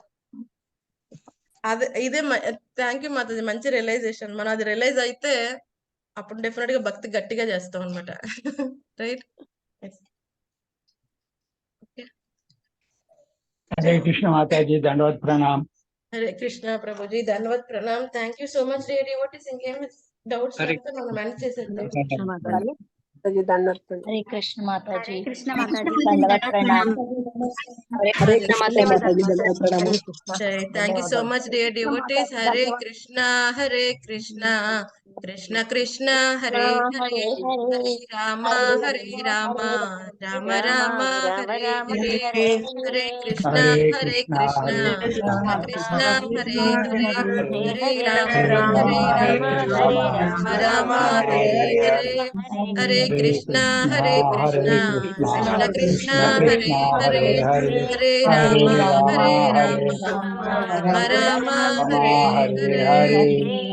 గ్రంథరాజ్ శ్రీమద్ భాగవతం की जय, శ్రీల ప్రభుపాద की जय, గురు మహారాజ్ జై పతాక స్వామి మహారాజ్ की जय. Thank you devotees. Hare Krishna. Hare Krishna Mataji. Hare Krishna Mataji. Hare Krishna Mataji. Yes, Shriprada Mataji. Mataji, Hare Krishna. Yes, Mataji, Mataji. Guru Maharaj కోసం ఒక 3 times చేద్దాం మాతాజీ. 3 times హరే డెఫినెట్ కృష్ణ గా మహా. డెఫినెట్ గా గురు మహారాజ్ కి హెల్త్ ఇప్పుడు సరిగ్గా లేదండి. సో గురు మహారాజ్ మన హిజ్ హోలీనెస్ జయపతాక స్వామి మహారాజ్ మన ఇప్పుడు వాళ్ళకి ట్రీట్మెంట్ తీసుకుంటున్నారు. సో డెఫినెట్ గా కొంచెం వీక్ గా కూడా ఉన్నారు. సో మన అందరం 3 times హరే కృష్ణ మహామంత్రం గురు మహారాజ్ వెల్ బీయింగ్ కోసం చేద్దాం. అంతేకాకుండా మీ అందరూ కూడా మీ యొక్క సాధనలో కుదిరిన ఎక్స్ట్రా రౌండ్స్ చేసి గురు మహారాజ్ కోసం అవి భగవంతుని ప్రార్థించండి. ఎందుకంటే గురు మహారాజ్ ఎంత హెల్తీగా ఉంటే అంత మంది కృష్ణ చైతన్యంలోకి వచ్చే అవకాశం ఉన్నది. సో మళ్ళాంటి వాళ్ళు ఎలా ఉన్నా ఏమన్నా వచ్చో అవ్వకపోవచ్చేమో కానీ గురు మహారాజ్ లాంటి వాళ్ళు ఎంత హెల్తీగా ఉంటే అంత మందిని ఆయన తీసుకొస్తారు కృష్ణ చైతన్యంలోకి. కేవలం ఆయన సాంగత్యంతోనే డాక్టర్స్ నర్సెస్ కూడా ఈ రోజు ఇనిషియేటెడ్ అయిపోయారు. ఆయన ఏ హాస్పిటల్కి వెళ్ళారో వాళ్ళు కేవలం జస్ట్ ఆయనతో ఒక పావుగంట అరగంట ట్రీట్మెంట్ కోసమో బ్లడ్ టెస్టుల కోసమో కాంటాక్ట్ అయిన వాళ్ళు ఈ రోజు ఇనిషియేట్ అయిపోయి దీక్ష తీసుకుని ఉన్నారంటే ఆయన సాంగత్యం ఎంత పవర్ఫుల్ కదండి. సో డెఫినెట్ గా మనం గురు మహారాజ్ కోసం 3 times ప్రార్థిద్దాం. థ్యాంక్ యూ సో మచ్ మాతాజీ. హరే కృష్ణ హరే కృష్ణ కృష్ణ కృష్ణ కృష్ణ కృష్ణ హరే హరే హరే హరే హరే హరే రామ రామ హరే రామ రామ రామ హరే Rama Hare Hare Hare Hare Krishna Hare Hare Krishna Krishna Hare Krishna Krishna Krishna Krishna Hare Krishna Hare Hare Hare Hare Rama Hare Hare Rama Rama Rama Rama Hare Hare Hare Hare Hare Krishna Krishna Hare Hare Krishna Krishna Krishna Krishna Krishna Hare Krishna Hare Hare Hare Hare Hare Rama Rama Hare Hare Rama Rama Rama Rama Rama Hare Hare Hare Hare Hare Krishna Krishna Krishna thank you so Hare much Hare devotees kindly మీరు హరే ఎక్స్ట్రా రామ క్లాస్ చేయండి గురు మహారాజ్ కోసం డెఫినెట్ గా okay thank you Mataji so much గురు మహారాజ్ గారు ఎక్కడున్నారు మాతాజీ? ఐ థింక్ ఇప్పుడు అహ్మదాబాద్ లో ఉన్నారని మెసేజ్. ఒక్క నిమిషం అండి, నేను చూస్తాను అది. నిన్న నేను చూసినప్పుడు అహ్మదాబాద్ అని చెప్పారు. ఒక్క నిమిషం. ఓకే, అహ్మదాబాద్ లో ఉన్నారు యాక్చువల్ గా గురు మహారాజ్. ఇప్పుడు కోల్కతా నుంచి అహ్మదాబాద్ వెళ్ళారు కొన్ని మీటింగ్స్ అటెండ్ అవటం కోసం. సో అక్కడ మహారాజ్ కి సడన్ గా ఈ యొక్క ఆక్సిజన్ లెవెల్స్ తక్కువ అయ్యాయి, ఎనిమియా అటాక్ అయింది. సో ఈ విధంగా కొంచెం ఈ యొక్క విజన్ కూడా కొంచెం డిస్టర్బ్ అయింది. సో ఆ విధంగా తనకి టెస్ట్లు అన్ని చేస్తున్నారు. సో ఇంకా టెస్టులు చేస్తున్నారు. సో ప్రస్తుతానికి గురు మహారాజ్ కొంచెం వీక్ గా ఉన్నారు. ఈ యొక్క ఫ్లైట్ జర్నీస్ అనేవి ప్రస్తుతానికి అవాయిడ్ చేయమన్నారు. కొంచెం మళ్ళీ గురు మహారాజ్ని కొంచెం అక్కడ డయాగ్నోస్ అనేది చేసి అసలు ఏంటి ప్రాబ్లం, ఎందుకంటే గురు మహారాజ్ కొంచెం బ్యాక్ పెయిన్ కూడా వస్తుంది, అబ్డోమెన్ పెయిన్ వస్తుంది. సో ఇవన్నీ కూడా టెస్ట్లు అన్ని చేస్తున్నారు. అంతవరకు తెలిసింది. సో ప్రస్తుతానికైతే హిస్ గ్రేస్ మహావరాహ ప్రభుజీ, సో గురు మహారాజ్ యొక్క పర్సనల్ అసిస్టెంట్ అన్నమాట, ఎప్పుడు కూడా సేవ చేస్తూ ఉంటారు. సో మహావరాహ ప్రభు నుంచి వచ్చిన ఇన్ఫర్మేషన్ ప్రకారం ఈ విధంగా డీటెయిల్స్ తెలిసాయి. 25th January 24న ఇస్కాన్ అహ్మదాబాద్ నుంచి గురు మహారాజుకి హెల్త్ అప్డేట్ అనేది ఇవ్వటం జరిగింది. సో అందరినీ ప్రేయర్స్ రిక్వెస్ట్ చేశారు. సో అందరూ కూడా గురు మహారాజ్ యొక్క రీకవరీ కోసం యాజ్ ఎర్లీ యాజ్ పాసిబుల్ మళ్ళీ గురు మహారాజ్ శ్రీధామ్ మాయాపూర్ వెళ్ళాలి కదండి. సో అందుకనే అందరూ కూడా మళ్ళీ గురు మహారాజ్ యొక్క ఆరోగ్యం కోసం ప్రార్థించమన్నారు. మెనీ టైమ్స్ గురు మహారాజ్ చెప్తారు, ఎవరైతే ఆయన యొక్క శిక్ష డిసేబుల్స్ ఎవరైతే ఆయన్ని ఆశ్రయించున్నారో, ఆయన షెల్టర్ లో ఉన్నారో, వాళ్ళు గనుక సరిగ్గా వాళ్ళు తీసుకున్న నియమ నిబంధనలు సరిగ్గా పాటించకపోతే ఇట్ ఎఫెక్ట్స్ గురూస్ హెల్త్ అన్నమాట. సో ఎందుకంటే గురు మహారాజ్ మన మీద రెస్పాన్సిబిలిటీ తీసుకుని కృష్ణకి రికమెండ్ చేసి పరంపరలో ఇచ్చారు. సో ఇది మన రెస్పాన్సిబిలిటీ. మనకి ఏదైతే నియమాలు తీసుకున్నామో వాటిని 100% పాటించాలి. ఏదైతే గురు మహారాజ్ మనం ప్రామిస్ చేస్తున్నాం, ఎందుకంటే మన గురించి కృష్ణుడి దగ్గర ఆయన రికమెండ్ చేస్తున్నారు కాబట్టి ఆయనకు వచ్చిన కర్మ ఫలితాలు కాదండి ఇవి. ఆయన శుద్ధ భక్తుడు. ఏదైతే ఆయన షెల్టర్ తీసుకుని మన అందరం ఆయన యొక్క ఆయన యొక్క శిష్యులు ఎవరైతే ఉన్నారో వాళ్ళు సరిగ్గా పాటించకపోతే ఎఫెక్ట్స్ మళ్ళీ గురువుకి వస్తాయి. సో అందుకని మనం డెఫినెట్ గా మన గురు మహారాజ్ గురించి ప్రార్థించాలి. అలాగే ఎవరైతే ఆల్రెడీ శిక్ష తీసుకున్న వాళ్ళు, గురువు యొక్క ఆశ్రయం తీసుకున్నవారు, వాళ్ళందరూ కూడా చక్కగా వాళ్ళ యొక్క నియమాలు పాటిస్తే సో గురు మహారాజ్కి మనం ఫర్దర్ గా ఎటువంటి ప్రాబ్లమ్స్ మన వల్ల రాకుండా ఉంటే చాలా మంచి విషయం. రైట్, అదన్నట్టు. ఓకే, అది ప్రభు ప్రస్తుతానికి ఉన్న అప్డేట్ అదే. తర్వాత ఏమైనా ఇంకా పంపించలేదు ఏమి హెల్త్ అప్డేట్, అప్పటి వరకు పంపించారు. హరే కృష్ణ, ధన్యవాదాలు. జై, thank you devotees. Hare Krishna. మళ్ళీ రేపు భగవద్గీత సెషన్ లో కలుద్దామండి. హరే కృష్ణ. హరే కృష్ణ మాతాజీ. హరే కృష్ణ మాతాజీ. హరే హరే కృష్ణ. కృష్ణ Yes, మాతాజీ. మాతాజీ, మన గ్రూప్ మెంబరు మనకు రోజు భాగవతం క్లాస్ మార్నింగ్ వింటారు కదా, నీలరాణి మాతాజీ యాక్సిడెంట్ లో అవునవును, నిన్న ఆల్రెడీ చేసామండి. మేము ఆల్రెడీ చేసాం మాతాజీ గురించి. ఓకే, నిన్న ఆల్రెడీ చేసేసామండి. ఓకే, జై, thank you devotees. Hare Krishna.